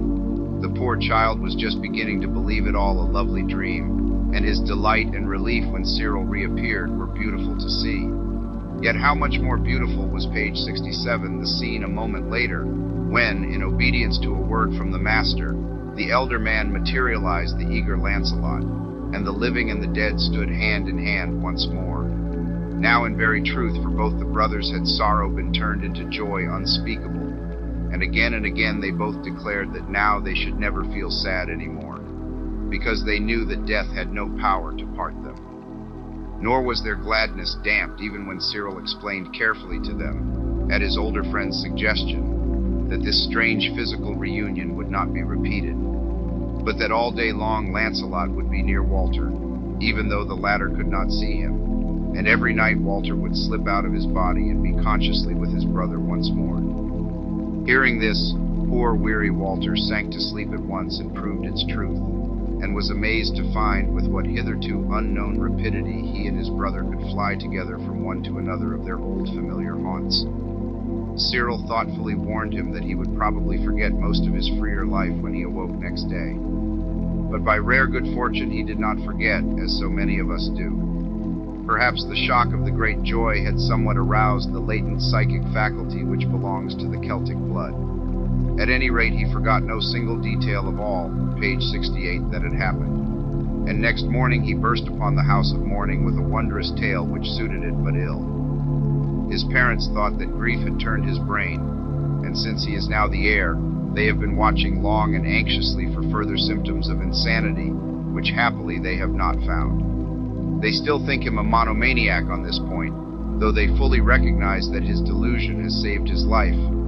But his old nurse, who is a Catholic, is firm in her belief that all he says is true, that the Lord Jesus, who was once a child himself, took pity on that other child as he lay dying of grief, and sent one of his angels to bring his brother back to him from the dead, as a reward for a love which was stronger than death. Sometimes popular superstition gets a good deal nearer to the heart of things than does educated skepticism. Nor does the story end here, for the good work begun that night is still progressing, and none can say how far the influence of that one act may ramify. Walter's astral consciousness, once having been thus thoroughly awakened, remains in activity. Every morning he brings back into his physical brain the memory of his night's adventures with his brother. Every night they meet their dear friend Cyril, from whom they have learned so much about the wonderful page 69 new world that is opened before them, and the other worlds to come that lie higher yet. Under Cyril's guidance, they also, the living and the dead alike, have become eager and earnest members of the band of helpers, and probably for years to come, until Lancelot's vigorous young astral body disintegrates, many a dying child will have cause to be grateful to these three who are trying to pass on to others something of the joy that they have themselves received. Nor is it to the dead alone that these new converts have been of use, for they have sought and found some other living children who show consciousness on the astral plane during sleep. And one at least of those whom they have thus brought to Cyril has already proved a valuable little recruit to the children's band, as well as a very kind little friend down here on the physical plane. Those to whom all these ideas are new sometimes find it very difficult to understand how children can be of any use in the astral world. Seeing, they would say that the astral body of a child must be undeveloped, and the ego thus limited by childhood on the astral as well as the physical plane. In what way could such an ego be of use or be able to help towards the spiritual, mental, and moral evolution of humanity, which we are told is the chief concern of the helpers? Page 70. When first such a question was asked, shortly after the publication of one of these stories in our magazine, I sent it to Cyril himself to see what he would say to it, and his answer was this: "It is quite true, as the writer says, that I am only a boy and know very little yet, and that I shall be much more useful when I have learnt more. But I am able to do a little even now, because there are so many people who have learnt nothing about theosophy yet, though they may know very much more than I do about everything else. And you see, when you want to get to a certain place, a little boy who knows the way can do more for you than 100 wise men who don't know it." It may be added that when even a child had been awakened upon the astral plane, the development of the astral body would proceed so rapidly that he would very soon be in a position upon that plane but little inferior to that of the awakened adult, and would of course be much in advance, so far as usefulness is concerned, of the wisest man who was as yet unawakened. But unless the ego expressing himself through that child body possessed the necessary qualification of a determined yet loving disposition, and had clearly manifested it in his previous lives, no occultist would take the very serious responsibility of awakening him upon the astral plane. When, however, page 71, their karma is such that it is possible for them to be thus aroused, children often prove most efficient helpers, and throw themselves into their work with a whole-souled devotion which is very beautiful to see. And so is fulfilled once more the ancient prophecy, "A little child shall lead them." Another question that suggests itself to one's mind in reading this last story of the two brothers is this: since Cyril was somehow able to materialize himself by sheer force of love and pity and strength of will, is it not strange that Lancelot, who had been trying so much longer to communicate, had not succeeded in doing the same thing? Well, there is of course no difficulty in seeing why poor Lancelot was unable to communicate with his brother, for that inability is simply the normal condition of affairs. The wonder is that Cyril was able to materialize himself, not that Lancelot was not. Not only, however, was the feeling probably stronger in Cyril's case, but he also knew exactly what he wanted to do, knew that such a thing as materialization was a possibility, and had some general idea as to how it was done, while Lancelot naturally knew nothing of all this then, though he does now. Chapter 11. Wrecks and Catastrophes. Sometimes it is possible for members of the band of helpers to avert impending catastrophes of a somewhat larger order. In more than one case, when the captain of a vessel has been carried unsuspecting far out of his course by some unknown current or through some mistaken reckoning, and has thereby run into serious danger, it has been possible to prevent shipwreck by repeatedly impressing upon his mind a feeling that something was wrong. And although this generally comes through into the captain's brain merely as a vaguely warning intuition, yet if it occurs again and again, he is almost certain to give it some attention, and take such precautions as suggest themselves to him. In one case, for example, in which the master of a bark was much nearer into the land than he supposed, he was again and again pressed to heave the lead, and though he resisted this suggestion for some time as being unnecessary and absurd, he at last gave the order in a somewhat hesitating way. The result, page 73, astounded him, and he at once put his vessel about and stood off from the coast, though it was not until morning came that he realized how very close he had been to an appalling disaster. Often, however, a catastrophe is karmic in its nature, and consequently cannot be averted, but it must not therefore be supposed that in such cases no help can be given. It may be that the people concerned are destined to die, and therefore cannot be saved from death, but in many cases they may still be to some extent prepared for it, and may certainly be helped upon the other side after it is over. Indeed, it may be definitely stated that wherever a great catastrophe of any kind takes place, there is also a special sending of help. Two recent cases in which such help was given were the sinking of the Drummond Castle off Cape Ushant and the terrible cyclone which devastated the city of St. Louis in America. On both these occasions, a few minutes' notice was given, and the helpers did their best to calm and raise men's minds, so that when the shock came upon them it would be less disturbing than it might otherwise have been. Naturally, however, the greater part of the work done with the victims in both these calamities was done upon the astral plane after they had left their physical bodies. But of this we shall speak later. Page 74. It is sad to relate how often, when some catastrophe is impending, the helpers are hindered in their kindly offices by wild panic among those whom the danger threatens, or sometimes, worse still, by a mad outburst of drunkenness among those whom they are trying to assist. Many a ship has gone to her doom with almost every soul on board mad with drink, and therefore utterly incapable of profiting by any assistance offered either before death or for a very long time afterwards. If it should ever happen to any of us to find ourselves in a position of imminent danger, which we can do nothing to avert, we should try to remember that help is certainly near us, and that it rests entirely with ourselves to make the helper's work easy or difficult.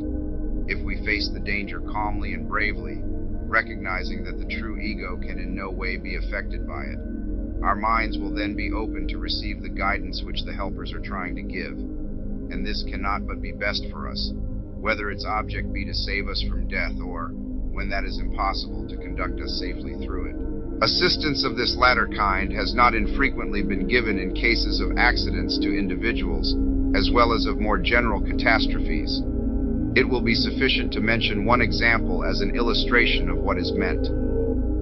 In one of the great storms which did so much, page 75, damage around our coasts a few years ago, it happened that a fishing boat was capsized far out at sea. The only people on board were an old fisherman and a boy, and the former contrived to cling for a few minutes to the overturned boat.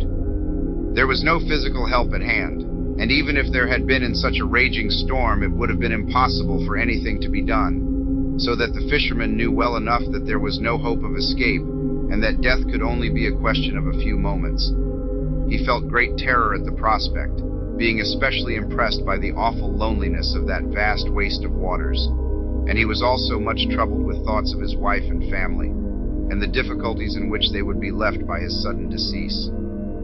A passing helper, seeing all this, endeavored to comfort him, but finding his mind too much disturbed to be impressionable, she thought it advisable to show herself to him in order to assist him the better. In relating the story afterwards, she said that the change which came over the fisherman's face at sight of her was wonderful and beautiful to see. With the shining form standing upon the boat above him, he could not but think that an angel had been sent to comfort him in his trouble, and therefore he felt that not only would he himself be carried safely through the gates of death, but his family would assuredly be, page 76, looked after also. So when death came to him a few moments later, he was in a frame of mind very different from the terror and perplexity which had previously overcome him. And naturally, when he recovered consciousness upon the astral plane and found the angel still beside him, he felt himself at home with her, and was prepared to accept her advice as regards the new life upon which he had entered. Some time later, the same helper was engaged in another piece of work of very similar character, the story of which she has since told as follows. You remember that steamer that went down in 1858, the cyclone at the end of last November? I betook myself to the cabin where about a dozen women had been shut in, and found them wailing in the most pitiful manner, sobbing and moaning with fear. The ship had to founder, no aid was possible, and to go out of the world in this state of frantic terror is the worst possible way to enter the next. So in order to calm them, I materialized myself, and of course they thought I was an angel, poor souls. They all fell on their knees and prayed me to save them, and one poor mother pushed her baby into my arms, imploring me to save that at least. They soon grew quiet and composed as we talked, and the wee baby went to sleep smiling, and presently they all fell asleep peacefully, and I filled their minds with page 77 thoughts of the heaven world, so that they did not wake up when the ship made her final plunge downwards. I went down with them to ensure their sleeping through the last moments, and they never stirred as their sleep became death. Evidently in this case, too, those who were thus helped had not only the enormous advantage of being enabled to meet death calmly and reasonably, but also the still greater one of being received on its farther shore by one whom they were already disposed to love and trust, one who thoroughly understood the new world in which they found themselves, and could not only reassure them as to their safety, but advise them how to order their lives under these much altered circumstances. And this brings us to the consideration of one of the largest and most important departments of the work of invisible helpers, the guidance and assistance which they are able to give to the dead. Chapter 12. Work among the Dead.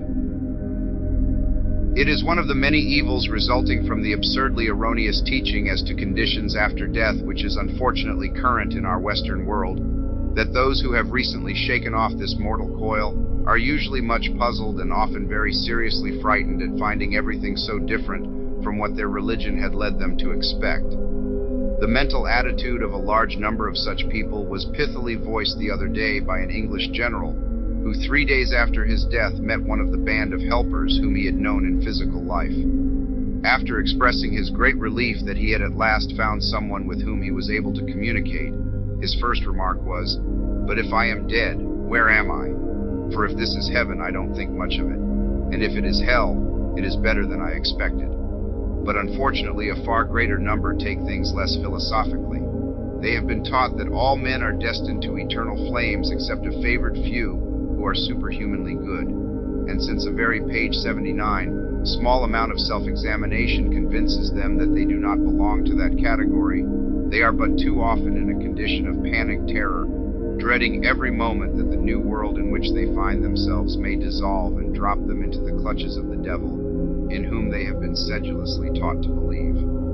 In many cases, they spend long periods of acute mental suffering before they can free themselves from the fatal influence of this blasphemous doctrine of everlasting punishment, before they can realize that the world is governed, not according to the caprice of a hideous demon who gloats over human anguish, but according to a benevolent and wonderfully patient law of evolution, which is absolutely just indeed, but yet again and again offers to man opportunities of progress, if he will but take them, at every stage of his career.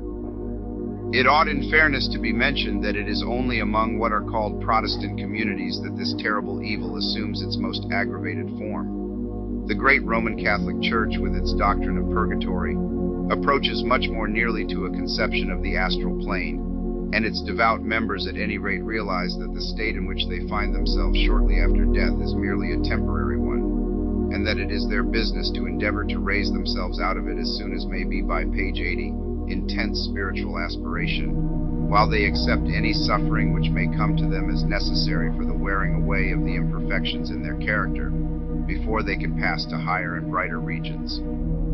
It will thus be seen that there is plenty of work for the helpers to do among the newly dead, for in the vast majority of cases they need to be calmed and reassured, to be comforted and instructed. In the astral, just as in the physical world, there are many who are but little disposed to take advice from those who know better than they. Yet the very strangeness of the conditions surrounding them renders many of the dead willing to accept the guidance of those to whom these conditions are obviously familiar, and many a man's stay on that plane has been considerably shortened by the earnest efforts of this band of energetic workers. Not, be it understood, that the karma of the dead man can in any way be interfered with. He has built for himself during life an astral body of a certain degree of density, and until that body is sufficiently dissolved, he cannot pass on into the heaven world beyond, but he need not lengthen the period necessary for that process by adopting an improper attitude. All students ought clearly to grasp the truth that page 81, the length of a man's astral life after he has put off his physical body depends mainly upon two factors: the nature of his past physical life and his attitude of mind after what we call death. During his earth life, he is constantly influencing the building of matter into his astral body. He affects it directly by the passions, emotions, and desires which he allows to hold sway over him. He affects it indirectly by the action upon it of his thoughts from above and of the details of his physical life, his continence or his debauchery, his cleanliness or his uncleanliness, his food and his drink from below.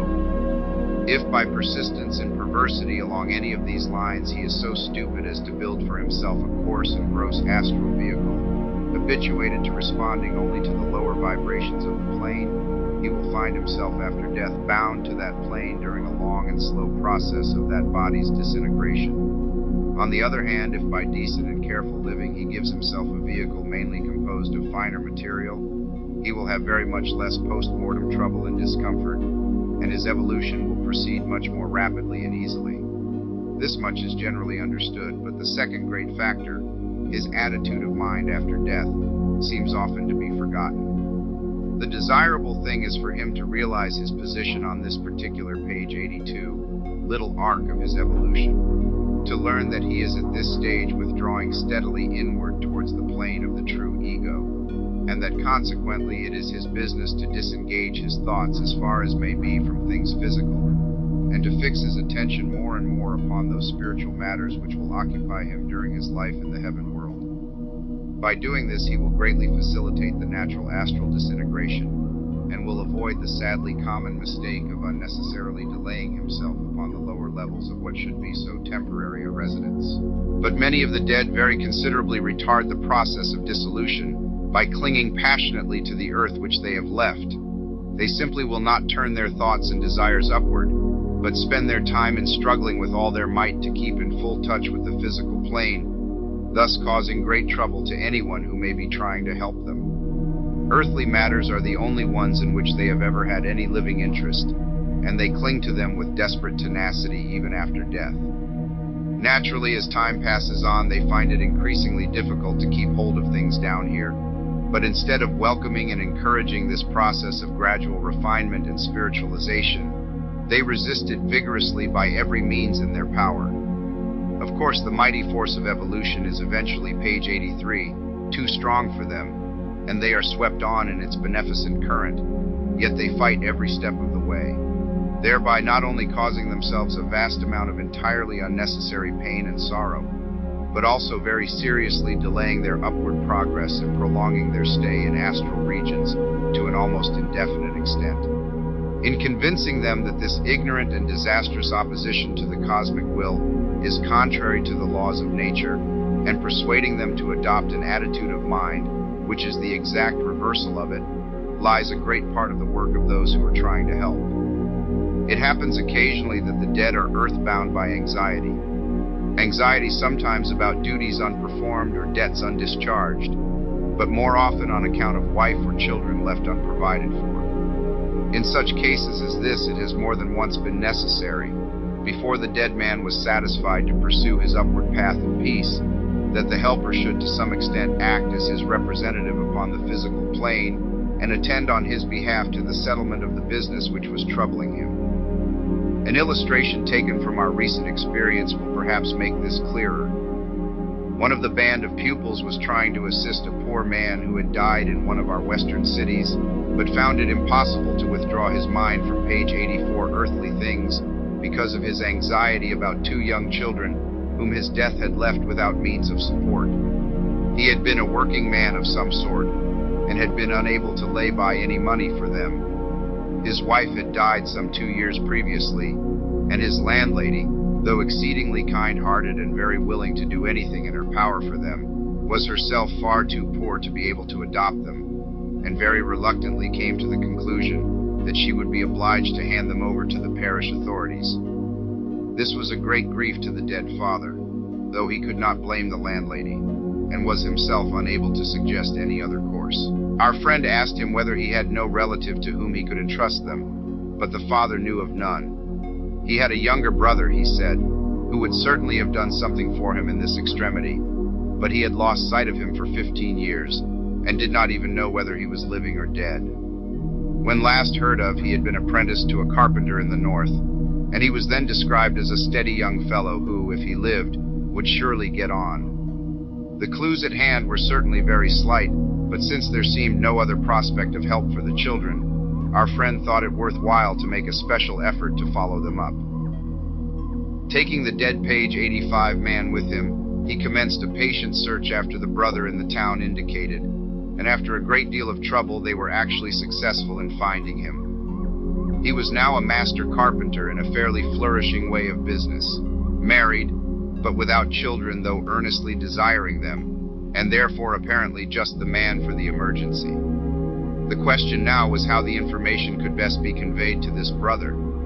Fortunately, he was found to be so far impressionable that the circumstances of his brother's death and the destitution of his children could be put vividly before him in a dream, and this was repeated 3 times, the place and even the name of the landlady being clearly indicated to him. He was immensely impressed by this recurring vision, and discussed it earnestly with his wife, who advised him to write to the address given. This he did not like to do, but was strongly inclined to travel down into the West Country, find out whether there was such a house as that which he had seen, and if so, make some excuse to call there. He was a busy man, however, and he finally decided that he could not afford to lose a day's work for what after all might well prove to be nothing but the baseless fabric of a dream. The attempt along these lines having apparently failed, it was determined to try another method. So, page 86. One of the helpers wrote a letter to the man detailing the circumstances of his brother's death and the position of the children, exactly as he had seen them in his dream. On receipt of this confirmation, he no longer hesitated, but set off the very next day for the town indicated, and was received with open arms by the kind-hearted landlady. It had been easy enough for the helpers to persuade her, good soul that she was, to keep the children with her for a few days on the chance that something or other would turn up for them, and she has ever since congratulated herself that she did so. The carpenter, of course, took the children back with him and provided them with a happy home, and the dead father, now no longer anxious, passed rejoicing on his upward way. Since some theosophical writers have felt it their duty to insist in vigorous terms upon the evils so frequently attendant upon the holding of spiritualistic seances, it is only fair to admit that on several occasions good work similar to that of the helper in the case just described has been done through the agency of a medium or of someone present at a circle. Thus, though spiritualism has too often detained souls who but for it would have attained speedier liberation, it must be set to the credit of its account that it has also furnished the means of page 87 escape to others, and thus opened up the path of advancement for them. There have been instances in which the defunct has been able to appear unassisted to his relatives or friends, and explain his wishes to them. But these are naturally rare, and most souls who are earthbound by anxieties of the kind indicated can satisfy themselves only by means of the services of the medium or the conscious helper. Another case very frequently encountered on the astral plane is that of the man who cannot believe that he is dead at all. Indeed, most people consider the very fact that they are still conscious to be an absolute proof that they have not passed through the portals of death. Somewhat of a satire this, if one thinks of it, on the practical value of our much vaunted belief in the immortality of the soul. However they may have labeled themselves during life, the great majority of those who die in this country at any rate show themselves by their subsequent attitude to have been to all intents and purposes materialists at heart. And those who on earth have honestly called themselves so are often no more difficult to deal with than others who would have been shocked at the very name. A very recent instance was that of a scientific man who, finding himself fully conscious, and yet under page 88 conditions differing radically from any that he had ever experienced before, had persuaded himself that he was still alive, and merely the victim of a prolonged and unpleasant dream. Fortunately for him, there happened to be among the band of those able to function upon the astral plane a son of an old friend of his. a young man whose father had commissioned him to search for the departed scientist and endeavor to render him some assistance. When after some trouble the youth found and accosted him, he frankly admitted that he was in a condition of great bewilderment and discomfort, but still clung desperately to his dream hypothesis, as on the whole the most probable explanation of what he saw, and even went so far as to suggest that his visitor was nothing but a dream figure himself. At last, however, he so far gave way as to propose a kind of test, and said to the young man, "If you are, as you assert, a living person, and the son of my old friend, bring me from him some message that shall prove to me your objective reality." Now, although under all ordinary conditions of the physical plane the giving of any kind of phenomenal proof is strictly forbidden to the pupils of the masters, it seemed as though a case of this kind hardly came under the rules, and therefore, when it had been ascertained that there was no objection, page 89, on the part of higher authorities, an application was made to the father, who at once sent a message referring to a series of events which had occurred before the son's birth. This convinced the dead man of the real existence of his young friend, and therefore of the plane upon which they were both functioning. And as soon as he felt this established, his scientific training at once reasserted itself, and he became exceeding eager to acquire all possible information about this new region. Of course, the message which he so readily accepted as evidence was in reality no proof at all, since the facts to which it referred might have been read from his own mind or from the records of the past by any creature possessed of astral senses. But his ignorance of these possibilities enabled this definite impression to be made upon him, and the theosophical instruction which his young friend is now nightly giving to him will undoubtedly have a stupendous effect upon his future, for it cannot but greatly modify not only the heaven state which lies immediately before him, but also his next incarnation upon earth. The main work, then, done for the newly dead by our helpers, is that of soothing and comforting them, of delivering them when possible from the terrible though unreasoning fear which but too often, page 90, seizes them, and not only causes them much unnecessary suffering, but retards their progress to higher spheres, and of enabling them as far as may be to comprehend the future that lies before them. Others who have been longer on the astral plane may also receive much help, if they will but accept it, from explanations and advice as to their course through its different stages. They may, for example, be warned of the danger and delay caused by attempting to communicate with the living through a medium, and sometimes, though rarely, an entity already drawn into a spiritualistic circle may be guided into higher and healthier life. Teaching thus given to persons on this plane is by no means lost, for though the memory of it cannot of course be directly carried over to the next incarnation, there always remains the real inner knowledge, and therefore the strong predisposition to accept it immediately when heard again in the new life. A rather remarkable instance of service rendered to the dead was the first achievement of a very recent recruit to the band of helpers, one who is hardly as yet a fully fledged member. This young aspirant had not long before lost an aged relation, for whom he had felt an especially warm affection, and his earliest request was to be taken by a more experienced friend to visit her in the hope that he might, page 91, be of some service to her. This was done, and the effect of the meeting of the living and the dead was very beautiful and touching. The older person's astral life was already approaching its end, but a condition of apathy, dullness, and uncertainty prevented her from making any immediate progress. But when the boy, who had been so much to her in earth life, stood once more before her and dissolved by the sunlight of his love the gray mist of depression which had gathered around her, she was aroused from her stupor, and soon she understood that he had come in order to explain to her her situation, and to tell her of the glories of the higher life toward which her thoughts and aspirations ought now to be directed. But when this was fully realized, there was such an awakening of dormant feeling in her, and such an outrush of devoted affection towards her earnest young helper, that the last fetters which bound her to the astral life were broken, and that one great outburst of love and gratitude swept her forthwith into the higher consciousness of the heaven world. Truly, there is no greater and more beneficent power in the universe than that of pure, unselfish love. Chapter 13. Other branches of the work.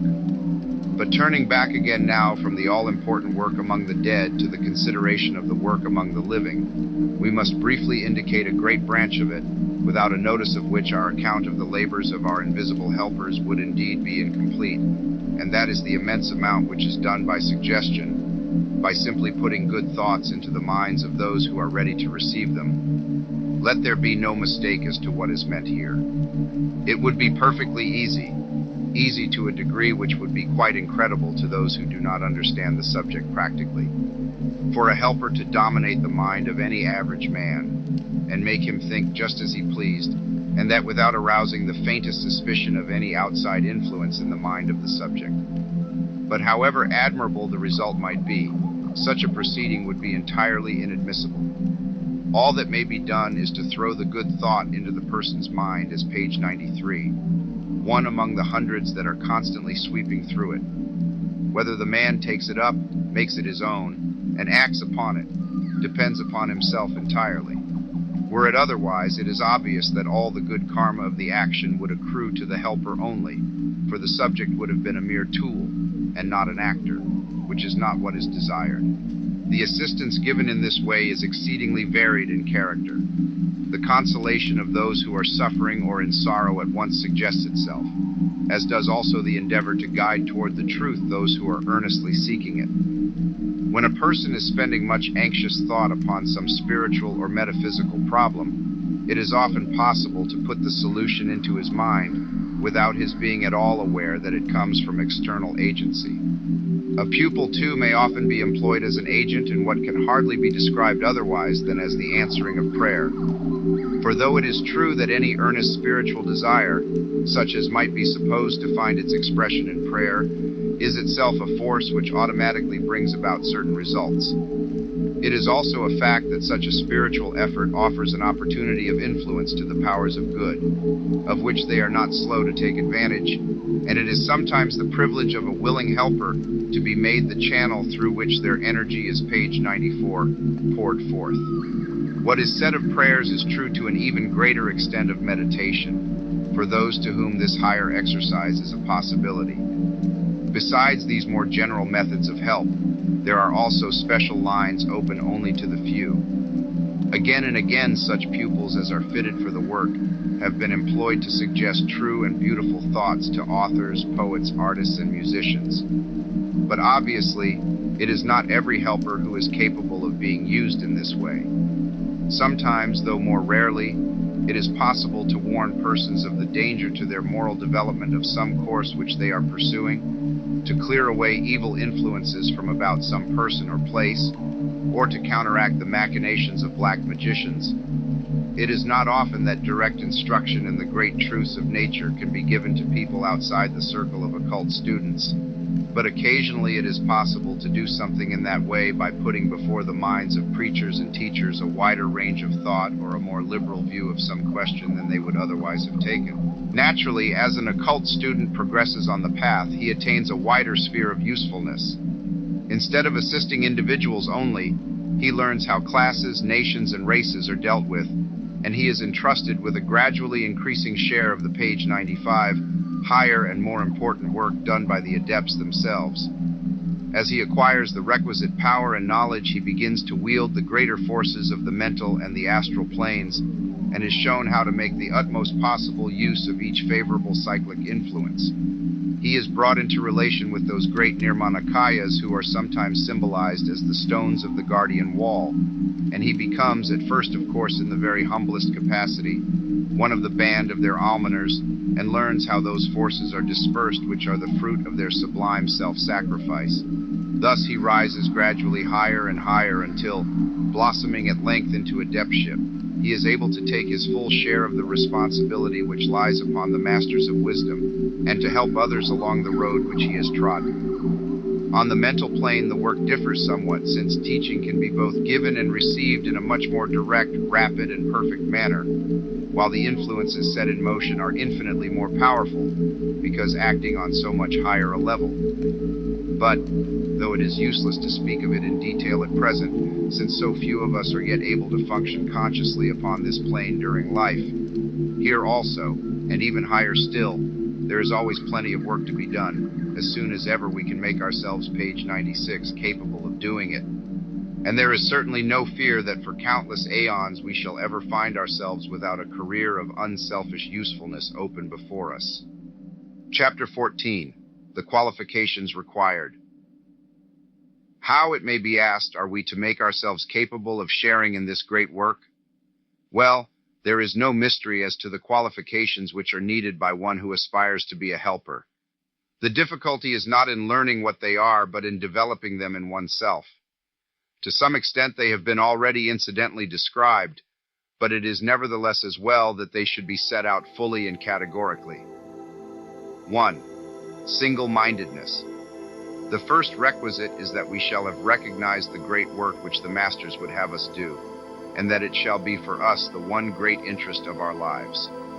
We must learn to distinguish not only between useful and useless work, but between the different kinds of useful work, so that we may each devote ourselves to the very highest of which we are capable, and not fritter away our time in laboring at something which, however good it may be for the man who cannot yet do anything better, is unworthy of the knowledge, page 98, and capacity which should be ours as theosophists. A man who wishes to be considered eligible for employment on higher planes must begin by doing the utmost that lies in his power in the way of definite work for theosophy down here. Of course, I do not for a moment mean that we are to neglect the ordinary duties of life. We should certainly do well to undertake no new worldly duties of any sort, but those which we have already bound upon our shoulders have become a karmic obligation, which we have no right to neglect. Unless we have done to the full the duties which karma has laid upon us, we are not free for the higher work. But this higher work must nevertheless be to us the one thing really worth living for, the constant background of a life which is consecrated to the service of the Masters of Compassion. 2. Perfect self-control. Before we can be safely trusted with the wider powers of the astral life, we must have ourselves perfectly in hand. Our temper, for example, must be thoroughly under control, so that nothing that we may see or hear can cause real irritation in us, for the consequences of such irritation would be far more serious on that plane than on this. The force of thought is always an enormous power, but down here it is reduced and deadened by the heavy physical brain particles which, page 99, it has to set in motion. In the astral world it is far freer and more potent, and for a man with fully awakened faculty to feel anger against a person there would be to do him serious and perhaps even fatal injury. Not only do we need control of temper, but control of nerve, so that none of the fantastic or terrible sights that we may encounter may be able to shake our dauntless courage. It must be remembered that the pupil who awakens a man upon the astral plane incurs thereby a certain amount of responsibility for his actions and for his safety, so that unless his neophyte had courage to stand alone, the whole of the older worker's time would be wasted in hovering round to protect him, which it would be manifestly unreasonable to expect. It is to make sure of this control of nerve and to fit them for the work that has to be done, that candidates are always made, now as in days of old, to pass what are called the tests of earth, water, air, and fire. In other words, they have to learn with that absolute certainty that comes not by theory, but by practical experience, that in their astral bodies none of these elements can by any possibility be hurtful to them, that none can oppose any obstacle in the way of the work which they have to do. Page 100. In this physical body we are fully convinced that fire will burn us, that water will drown us, that the solid rock forms an impassable barrier to our progress, that we cannot with safety launch ourselves unsupported into the ambient air. So deeply is this conviction ingrained in us that it costs most men a good deal of effort to overcome the instinctive action which follows from it, and to realize that in the astral body the densest rock offers no impediment to their freedom of motion, that they may leap with impunity from the highest cliff, and plunge with the most absolute confidence into the heart of the raging volcano, or the deepest abysses of the fathomless ocean. Yet until a man knows this, knows it sufficiently to act upon his knowledge instinctively and confidently, he is comparatively useless for astral work, since in emergencies that are constantly arising, he would be perpetually paralyzed by imaginary disabilities. So he has to go through his tests and through many another strange experience, to meet face to face with calm courage the most terrifying apparitions amid the most loathsome surroundings, to show in fact that his nerve may be thoroughly trusted under any and all of the varied groups of circumstances in which he may at any moment find himself. Page 101. Further, we need control of mind and of desire. Of mind, because without the power of concentration, it would be impossible to do good work amid all the distracting currents of the astral plane. Of desire, because in that strange world to desire is very often to have, and unless this part of our nature were well controlled, we might perchance find ourselves face to face with creations of our own, of which we should be heartily ashamed. 3. Calmness. This is another most important point, the absence of all worry and depression. Much of the work consists in soothing those who are disturbed and cheering those who are in sorrow. And how can a helper do that work if his own aura is vibrating with constant fuss and worry, or gray with the deadly gloom that comes from perpetual depression? Nothing is more hopelessly fatal to occult progress or usefulness than our 19th century habit of ceaselessly worrying over trifles, of eternally making mountains out of molehills. Many of us simply spend our lives in magnifying the most absurd trivialities, in solemnly and elaborately going to work to make ourselves miserable about nothing. Surely we who are theosophists ought, at any rate, to have got beyond this stage of irrational worry and causeless depression. Surely we, who are page 102 trying to acquire some definite knowledge of the cosmic order, ought by this time to have realized that the optimistic view of everything is always nearest to the divine view, and therefore to the truth, because only that in any person which is good and beautiful can by any possibility be permanent, while the evil must by its very nature be temporary. In fact, as Browning said, the evil is null, is naught, is silence implying sound, while above and beyond it all, the soul of things is sweet, the heart of being is celestial rest. So they who know maintain unruffled calm, and with their perfect sympathy combine the joyous serenity which comes from the certainty that all will at last be well, and those who wish to help must learn to follow their example. 4th, knowledge. To be of use, the man must at least have some knowledge of the nature of the plane on which he has to work, and the more knowledge he has in any and every direction, the more useful he will be. He must fit himself for this task by carefully studying theosophical literature, for he cannot expect those whose time is already so fully occupied to waste some of it in explaining to him what he might have learnt down here by taking the trouble to read the books. No one who is not already as earnest a student as his capacities and page 103 opportunities permit need begin to think of himself as a candidate for astral work. 5. Unselfishness. It would seem scarcely needful to insist upon this as a qualification, for surely everyone who has made the least study of theosophy must know that while the slightest taint of selfishness remains in a man, he is not yet fit to be entrusted with higher powers, not yet fit to enter upon a work of whose very essence it is that the worker should forget himself but to remember the good of others. He who is still capable of selfish thought, whose personality is still so strong in him that he can allow himself to be turned aside from his work by feelings of petty pride or suggestions of wounded dignity, that man is not yet ready to show the selfless devotion of the helper. 6. Love. This, the last and greatest of the qualifications, is also the most misunderstood. Most emphatically, it is not the cheap, namby-pamby, backboneless sentimentalism which is always overflowing into vague platitudes and gushing generalities, yet fears to stand firm for the right lest it should be branded by the ignorant as unbrotherly. What is wanted is the love which is strong enough not to boast itself, but to act without talking about it. The intense desire for service which is ever on the watch for an opportunity to render it, even page 104, though it prefers to do so anonymously. The feeling which springs up in the heart of him who has realized the great work of the Logos, and having once seen it, knows that for him there can be in the three worlds no other course but to identify himself with it, to the utmost limit of his power, to become, in however humble a way, and at however great a distance, a tiny channel of that wondrous love of God which, like the peace of God, passeth man's understanding. These are the qualities toward the possession of which the helper must ceaselessly strive, and of which some considerable measure at least must be his before he can hope that the great ones who stand behind will deem him fit for full awakening. The ideal is in truth a high one, yet none need therefore turn away disheartened, nor think that while he is still but struggling toward it, he must necessarily remain entirely useless on the astral plane. For short of the responsibilities and dangers of that full awakening, there is much that may safely and usefully be done. There is hardly one among us who would not be capable of performing at least one definite act of mercy and goodwill each night while we are away from our bodies.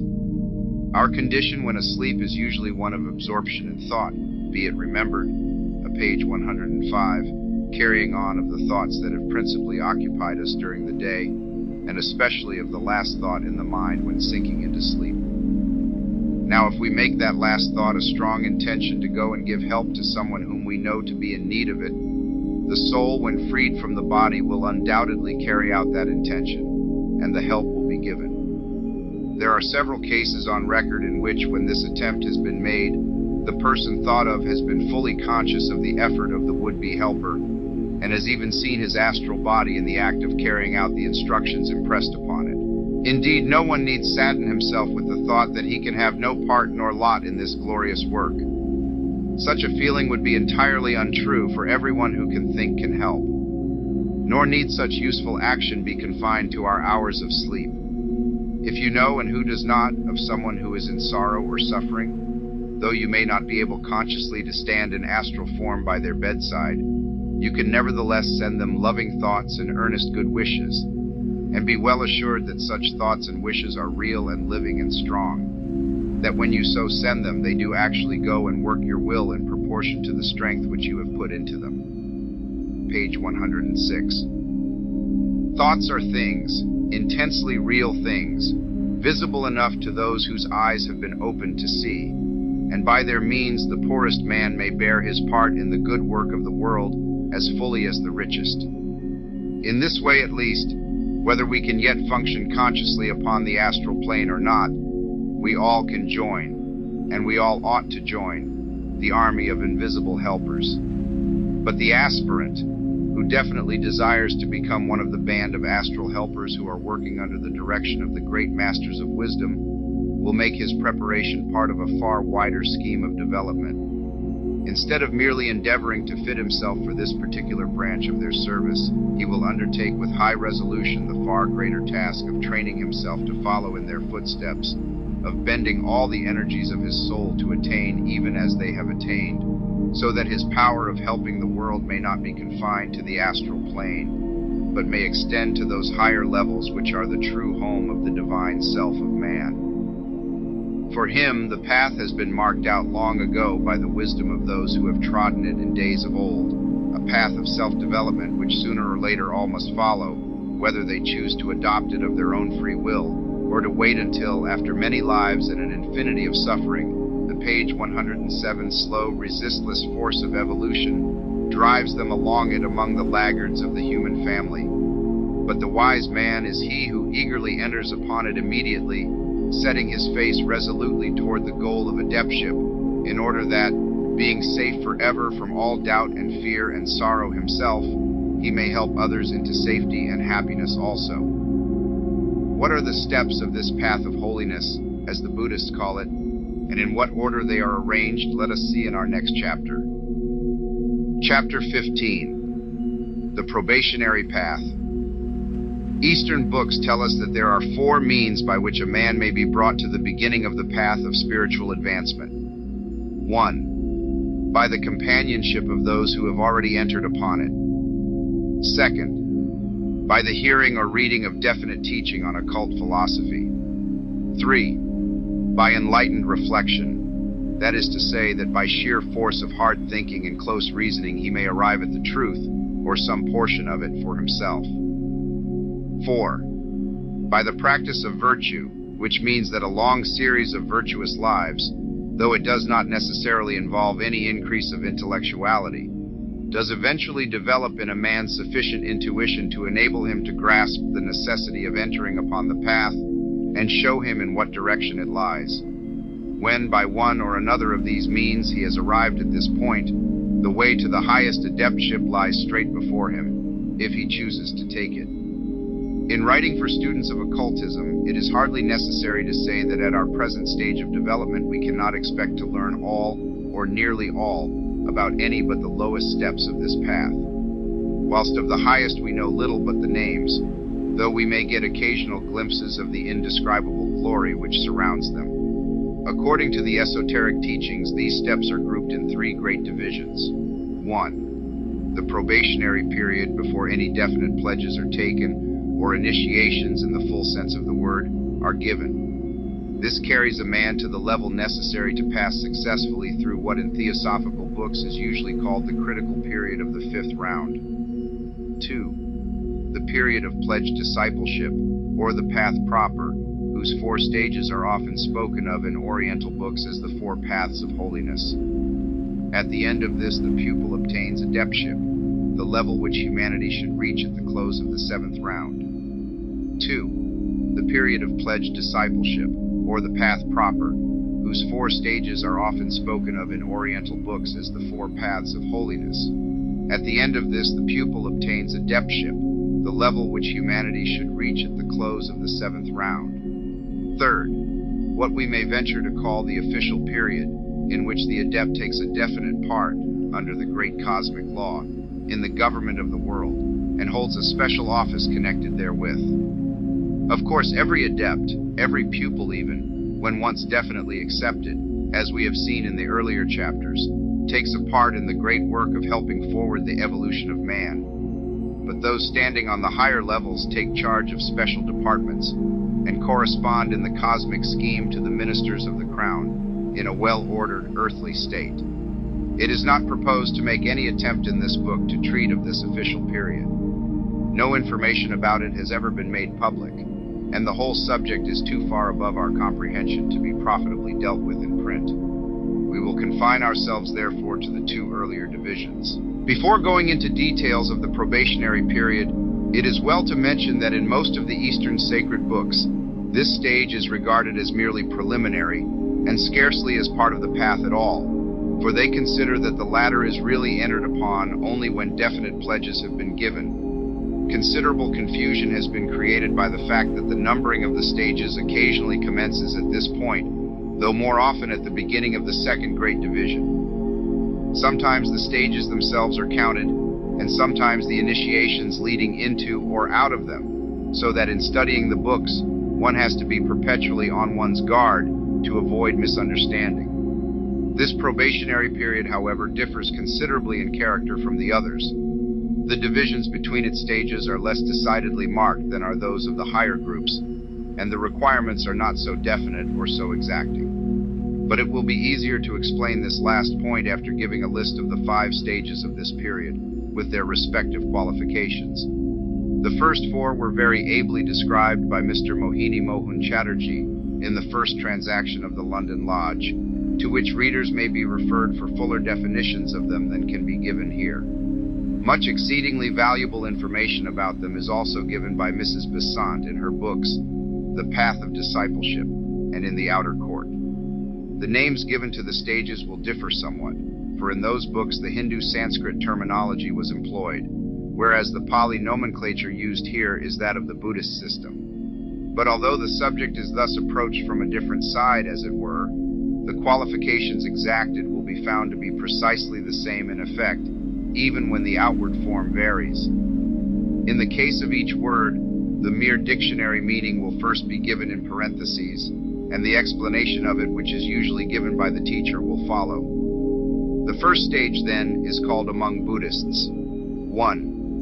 Manodvara Vajana, the opening of the doors of the mind, or perhaps escaping by the door of the mind.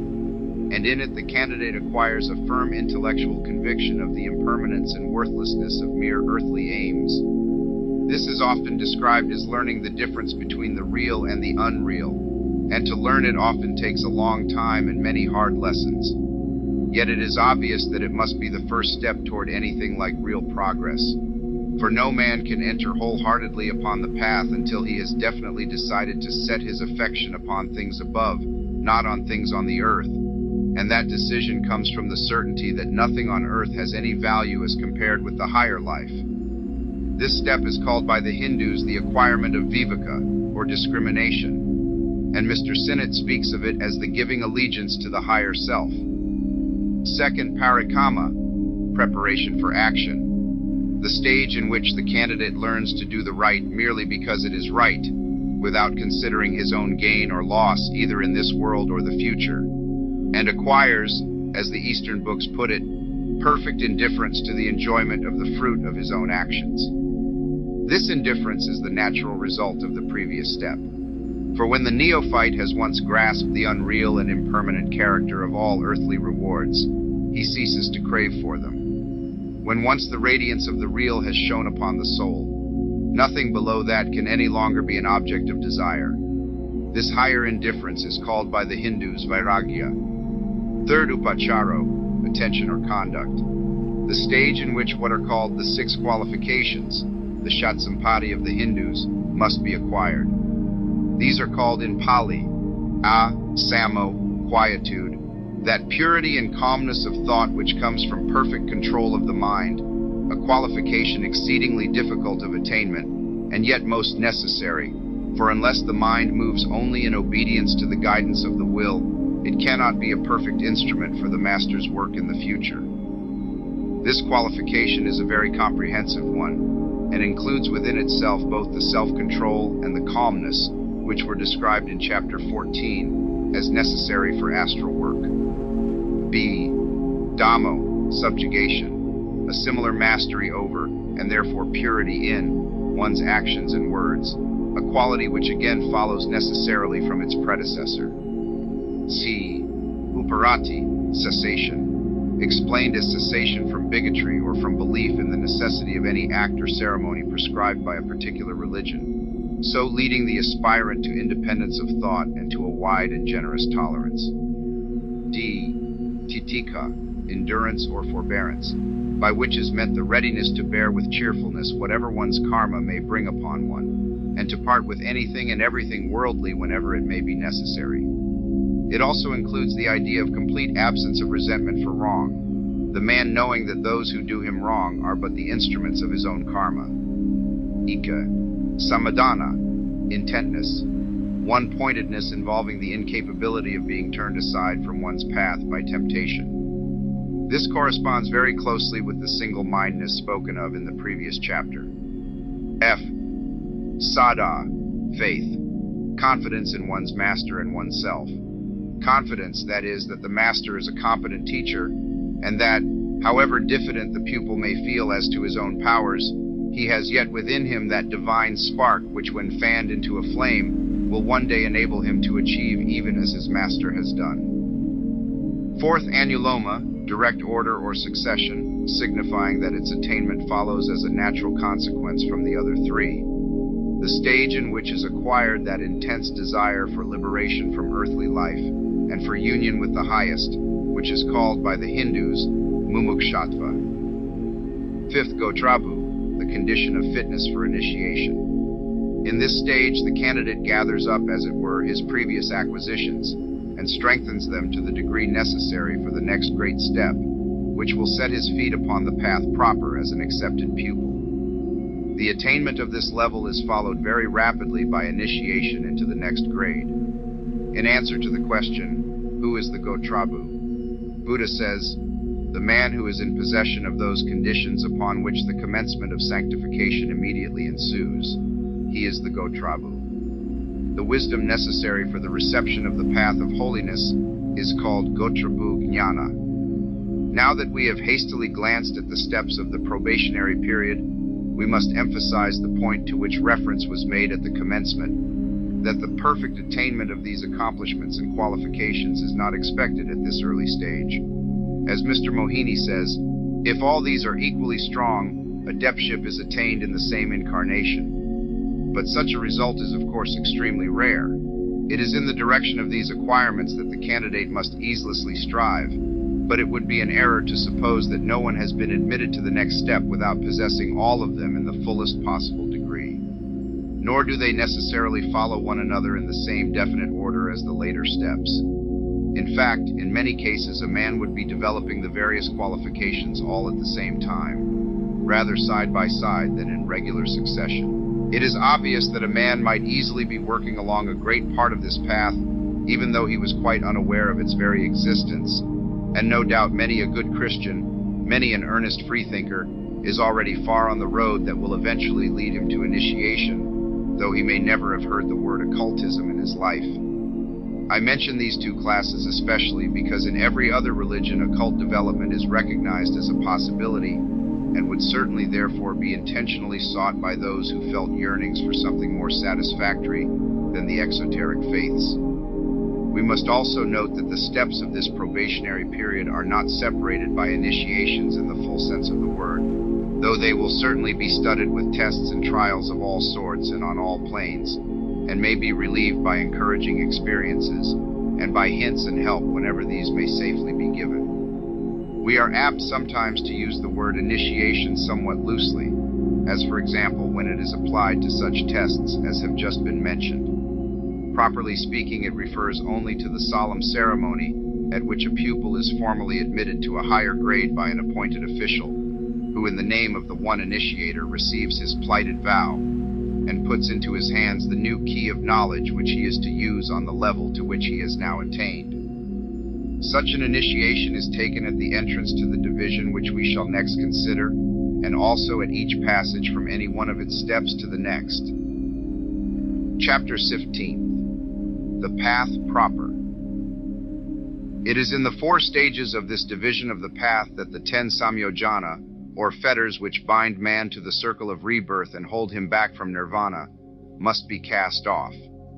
And here comes the difference between this period of pledged discipleship and the previous probation. No partial success in getting rid of these fetters is sufficient now.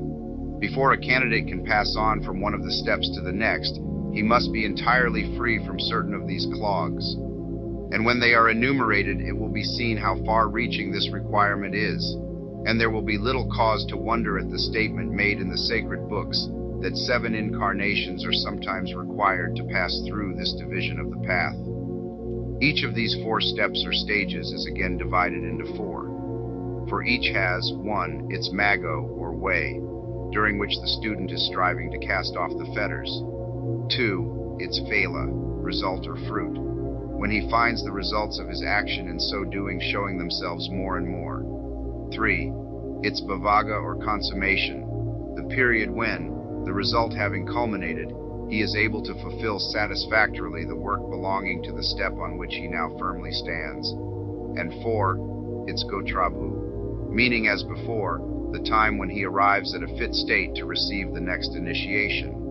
The first stage is I, Sodapati, or Sohan. The pupil who has attained this level is spoken of as the Sawani or Sotapanna, he who has entered the stream, because from this period, though he may linger, though he may succumb to more refined temptations and turn aside from his course for a time, he can no longer fall back altogether from spirituality and become a mere worldling. He has entered upon the stream of definite higher human evolution, upon which all humanity must enter by the middle of the next round, unless they are to be left behind as temporary failures by the great life wave, to wait for further progress until the next chain of worlds. The pupil who is able to take this initiation has therefore already outstripped the majority of humanity to the extent of an entire round of all our 7 planets, and in doing so has definitely secured himself against the possibility of falling out of the stream in the 5th round. He is consequently sometimes spoken of as the saved or the safe one. It is from a misunderstanding of this idea that there arises the curious theory of salvation, promulgated by a certain section of the Christian community. The Ionian salvation, of which some of its documents speak, is not, as has been blasphemously supposed by the ignorant, from eternal torture, but simply from wasting the rest of this aeon or dispensation by falling out of its line of progress. This also is the meaning naturally of the celebrated clause in the Athanasian Creed: "Whosoever will be saved before all things, it is necessary that he hold the Catholic faith." See the Christian Creed, page 200. The fetters which he must cast off before he can pass into the next stage are: 1. Sakkaya Ditthi, the delusion of self; 2. vichikitsha, doubt or uncertainty. 3. Silapata paramasa, superstition. The first of these is the I am I consciousness, which as connected with the personality is nothing but an illusion, and must be got rid of at the very first step of the real upward path.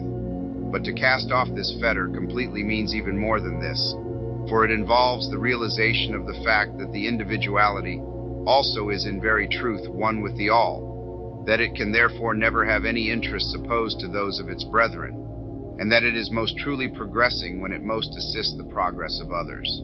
For the very sign and seal of the attainment of the Sotapadhi level is the first entrance of the pupil into the plane next above the mental, that which we usually call the Buddhic. It may be, nay, it will be, the merest touch of the lowest subplane of that stupendously exalted condition that the pupil can as yet experience, even with his master's help.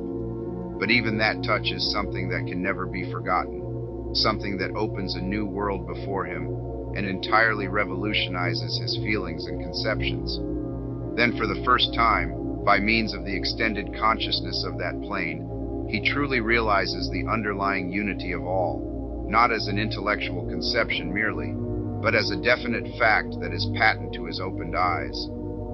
Then first he really knows something of the world in which he lives. Then first he gets some slight glimpse of what the love and compassion of the great masters must be.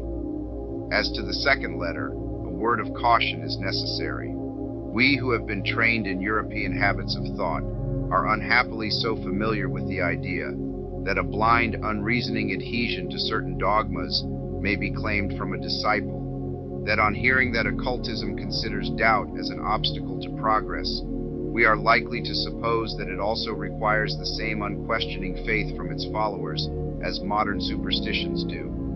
No idea could be more entirely false. It is true that doubt, or rather uncertainty, on certain questions is a bar to spiritual progress.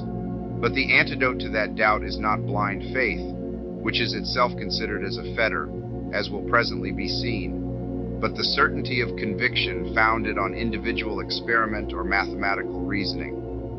While a child doubted the accuracy of the multiplication table, he would hardly acquire proficiency in the higher mathematics, but his doubts could be satisfactorily cleared up only by his attaining a comprehension, founded on reasoning or experiment, that the statements contained in the table are true. He believes that twice 2 are 4, not merely because he has been told so, but because it has become to him a self-evident fact. And this is exactly the method, and the only method, of resolving doubt known to occultism. Vichikitsha has been defined as doubt of the doctrines of karma and reincarnation, and of the efficacy of the method of attaining the highest good by this path of holiness. And the casting off of this samyojana is the arriving at absolute certainty, based either upon personal first-hand knowledge or upon reason, that the occult teaching upon these points is true. The third fetter to be got rid of comprehends all kinds of unreasoning or mistaken belief, all dependence on the efficacy of outward rites and ceremonies to purify the heart. He who would cast it off must learn to depend upon himself alone, not upon others nor upon the outer husk of any religion. The first 3 fetters are in a coherent series. The difference between individuality and personality being fully realized, it is then possible to some extent to appreciate the actual course of reincarnation, and so as to dispel all doubt on that head. This done, the knowledge of the spiritual permanence of the true ego gives rise to reliance on one's own spiritual strength, and so dispels superstition. Ikinjisakadagami. The pupil who has entered upon this second stage is spoken of as a Sakridagamin, the man who returns but once, signifying that a man who has reached this level should need but one more incarnation before attaining arahatship. At this step, no additional fetters are cast off, but the pupil is occupied in reducing to a minimum those which still enchain him. It is, however, usually a period of considerable psychic and intellectual advancement.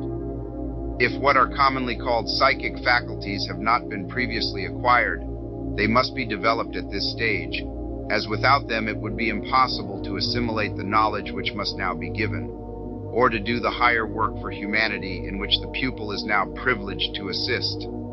He must have the astral consciousness at his command during his physical waking life, and during sleep the heaven world will be open before him, for the consciousness of a man when away from his physical body is always one stage higher than it is while he is still burdened with the house of flesh. Uchunju Anagami, the Anagamin, he who does not return, is so called because, having reached this stage, he ought to be able to attain the next one in the life he is then living.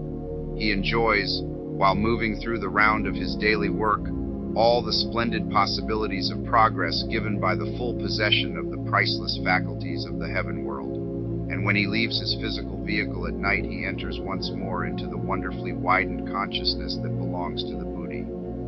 In this step, he finally gets rid of any lingering remains of the two fetters of 4, kamaraga, attachment to the enjoyment of sensation, typified by earthly love, and 5, patiga, all possibility of anger or hatred.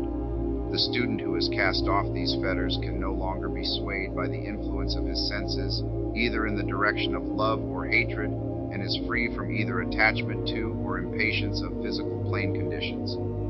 Here again we must guard against a possible misconception, one with which we frequently meet. The purest and noblest human love never dies away, is never in any way diminished by occult training. On the contrary, it is increased and widened until it embraces all with the same fervor, which at first was lavished on one or two. But the student does in time rise above all considerations connected with the mere personality of those around him, and so is free from all the injustice and partiality which ordinary love so often brings in its train. Nor should it for a moment be supposed that in gaining this wide affection for all, he loses the especial love for his closer friends. The unusually perfect link between Ananda and the Buddha, as between S. John and Jesus, is on record to prove that, on the contrary, this is enormously intensified, and the tie between a master and his pupils is stronger far than any earthly bond. For the affection which flourishes upon the path of holiness is an affection between egos and not merely between personalities. Therefore it is strong and permanent, without fear of diminution or fluctuation, for it is that perfect love which casteth out fear. 4th Arahat, the venerable, the perfect. On attaining this level, the aspirant constantly enjoys the consciousness of the Buddhic plane, and is able to use its powers and faculties while still in the physical body. And when he leaves that body in sleep or trance, he passes at once into the unutterable glory of the nirvanic plane. In this stage, the occultist must cast off the last remnants of the 5 remaining fetters, which are 6. Ruparaga, desire for beauty of form or for physical existence in a form, even including that in the heaven world. 7th, Aruparaga, desire for formless life. Osmemano, pride. 9. Udachcha, agitation or irritability. Jishonta avijja, ignorance. On this we may remark that the casting off of Ruparaga involves not only getting rid of desire for earthly life, however grand or noble that life may be, and astral or devachanic life, however glorious, but also of all liability to be unduly influenced or repelled by the external beauty or ugliness of any person or thing. Aruparaga, desire for life either in the highest and formless planes of the heaven world, or in the still more exalted Buddhic plane, would be merely a higher and less sensual form of selfishness, and must be cast off just as much as the lower. Udachcha really means liability to be disturbed in mind, and a man who had finally cast off this fetter would be absolutely unruffled by anything whatever that might happen to him, perfectly impervious to any kind of attack upon his dignified serenity. The getting rid of ignorance, of course, implies the acquisition of perfect knowledge, practical omniscience as regards our planetary chain. When all the fetters are finally cast off, the advancing ego reaches the 5th stage, the stage of full adeptship, and becomes Aseka, the one who has no more to learn, again as regards our planetary chain. It is quite impossible for us to realize at our present level what this attainment means. All the splendor of the nirvanic plane lies open before the waking eyes of the adept, while when he chooses to leave his body, he has the power to enter upon something higher still, a plane which to us is the merest name. As Professor Rhys Davids explains, He is now free from all sin. He sees and values all things in this life at their true value, all evil being rooted from his mind. He experiences only righteous desires for himself, and tender pity and regard and exalted love for others. To show how little he has lost the sentiment of love, we read in the Metta Sutta of the state of mind of one who stands at this level. As a mother loves, who even at the risk of her own life protects her only son, such love let there be toward all beings. Let goodwill without measure prevail in the whole world, above, below, around, unstinted, unmixed with any feeling of differing or opposing interests. When a man remains steadfastly in this state of mind all the while, whether he be standing or walking, sitting or lying down, then is come to pass the saying which is written, even in this life has holiness been found. Chapter 17. What lies beyond? Beyond this period, it is obvious that we can know nothing of the new qualifications required for the still higher levels, which yet lie before the perfect man. It is abundantly clear, however, that when a man has become a Sekha, he has exhausted all the possibilities of moral development, so that further advancement for him can only mean still wider knowledge and still more wonderful spiritual powers. We are told that when man has thus attained his spiritual majority, whether in the slow course of evolution or by the shorter path of self-development, he assumes the fullest control of his own destinies and makes choice of his future line of evolution among 7 possible paths which he sees opening before him. Naturally, at our present level, we cannot expect to understand much about these, and the faint outline of some of them, which is all that can be sketched in for us, conveys very little to the mind, except that most of them take the adept altogether away from our earth chain, which no longer affords sufficient scope for his evolution. One path is that of those who, as the technical phrase goes, accept nirvana. Through what incalculable aeons they remain in that sublime condition, for what work they are preparing themselves, what will be their future line of evolution, are questions upon which we know nothing. And indeed, if information upon such points could be given, it is more than likely that it would prove quite incomprehensible to us at our present stage. But this much at least we may grasp, that the blessed state of nirvana is not, as some have ignorantly supposed, a condition of blank nothingness, but on the contrary of far more intense and beneficent activity, and that ever as man rises higher in the scale of nature, his possibilities become greater, his work for others ever grander and more far-reaching, and that infinite wisdom and infinite power mean for him only infinite capacity for service, because they are directed by infinite love. Another class chooses a spiritual evolution not quite so far removed from humanity, for though not directly connected with the next chain of our system, it extends through 2 long periods corresponding to its first and second rounds, at the end of which time they also appear to accept nirvana, but at a higher stage than those previously mentioned. Others join the Deva evolution, whose progress lies along a grand chain consisting of 7 chains like ours, each of which to them is as one world.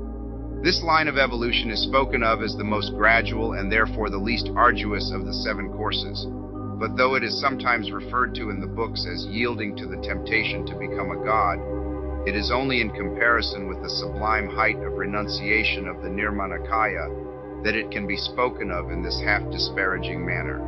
For the adept who chooses this course has indeed a glorious career before him, and though the path which he selects is not the shortest, it is nevertheless a very noble one. Yet another group are the Nirmanakayas, those who, declining all these easier methods, choose the shortest but steepest path to the heights which still lie before them. They form what is poetically termed the guardian wall, and, as the voice of the silence tells us, protect the world from further and far greater misery and sorrow, not indeed by warding off from it external evil influences, but by devoting all their strength to the work of pouring down upon it a flood of spiritual force and assistance, without which it would assuredly be in far more hopeless case than now.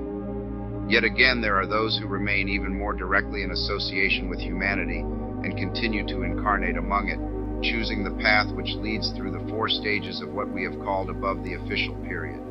And among these are the masters of wisdom, those from whom we who study theosophy have learnt such fragments as we know of the mighty harmony of evolving nature, But it would seem that only a certain comparatively small number adopt this course, probably only so many as are necessary for the carrying on of this physical side of the work. In hearing of these different possibilities, people sometimes exclaim rashly that there could, of course, be no thought in a master's mind of choosing any but that course which most helps humanity, a remark which greater knowledge would have prevented them from making. We should never forget that there are other evolutions in the solar system besides our own, and no doubt it is necessary for the carrying out of the vast plan of the Logos that there should be adepts working on all the 7 lines to which we have referred. Surely the choice of the master would be to go wherever his work was most needed, to place his services with absolute selflessness at the disposal of the powers in charge of this part of the great scheme of evolution. This, then, is the path which lies before us, the path which each one of us should be beginning to tread. Stupendous though its heights appear, we should remember that they are attained but gradually and step by step, and that those who now stand near the summit once toiled in the mire of the valleys, even as we are doing. Although this path may at first seem hard and toilsome, yet ever as we rise, our footing becomes firmer and our outlook wider, and thus we find ourselves better able to help those who are climbing beside us. Because it is at first thus hard and toilsome to the lower self, it has sometimes been called by the very misleading title of the Path of Woe. But, as Mrs. Besant has beautifully written, through all such suffering there is a deep and abiding joy, for the suffering is of the lower nature and the joy of the higher. When the last shred of the personality is gone, all that can thus suffer has passed away, and in the perfected adept there is unruffled peace and everlasting joy. He sees the end toward which all is working and rejoices in that end, knowing that earth's sorrow is but a passing phase in human evolution. That of which little has been said is the profound content which comes from being on the path, from realizing the goal and the way to it, from knowing that the power to be useful is increasing, and that the lower nature is being gradually extirpated. And little has been said of the rays of joy which fall upon the path from loftier levels, the dazzling glimpses of the glory to be revealed, the serenity which the storms of earth cannot ruffle. To anyone who has entered on the path, all other ways have lost their charm, and its sorrows have a deeper bliss than the best joys of the lower world. Vahan, Volume 5, Number 12. Let no man therefore despair because he thinks the task too great for him. What man has done, man can do, and just in proportion as we extend our aid to those whom we can help, so will those who have already attained be able in their turn to help us. So from the lowest to the highest, we who are treading the steps of the path are bound together by one long chain of mutual service, and none need feel neglected or alone. For though sometimes the lower flights of the great staircase may be wreathed in mist, we know that it leads up to happier regions and purer air, where the light is always shining.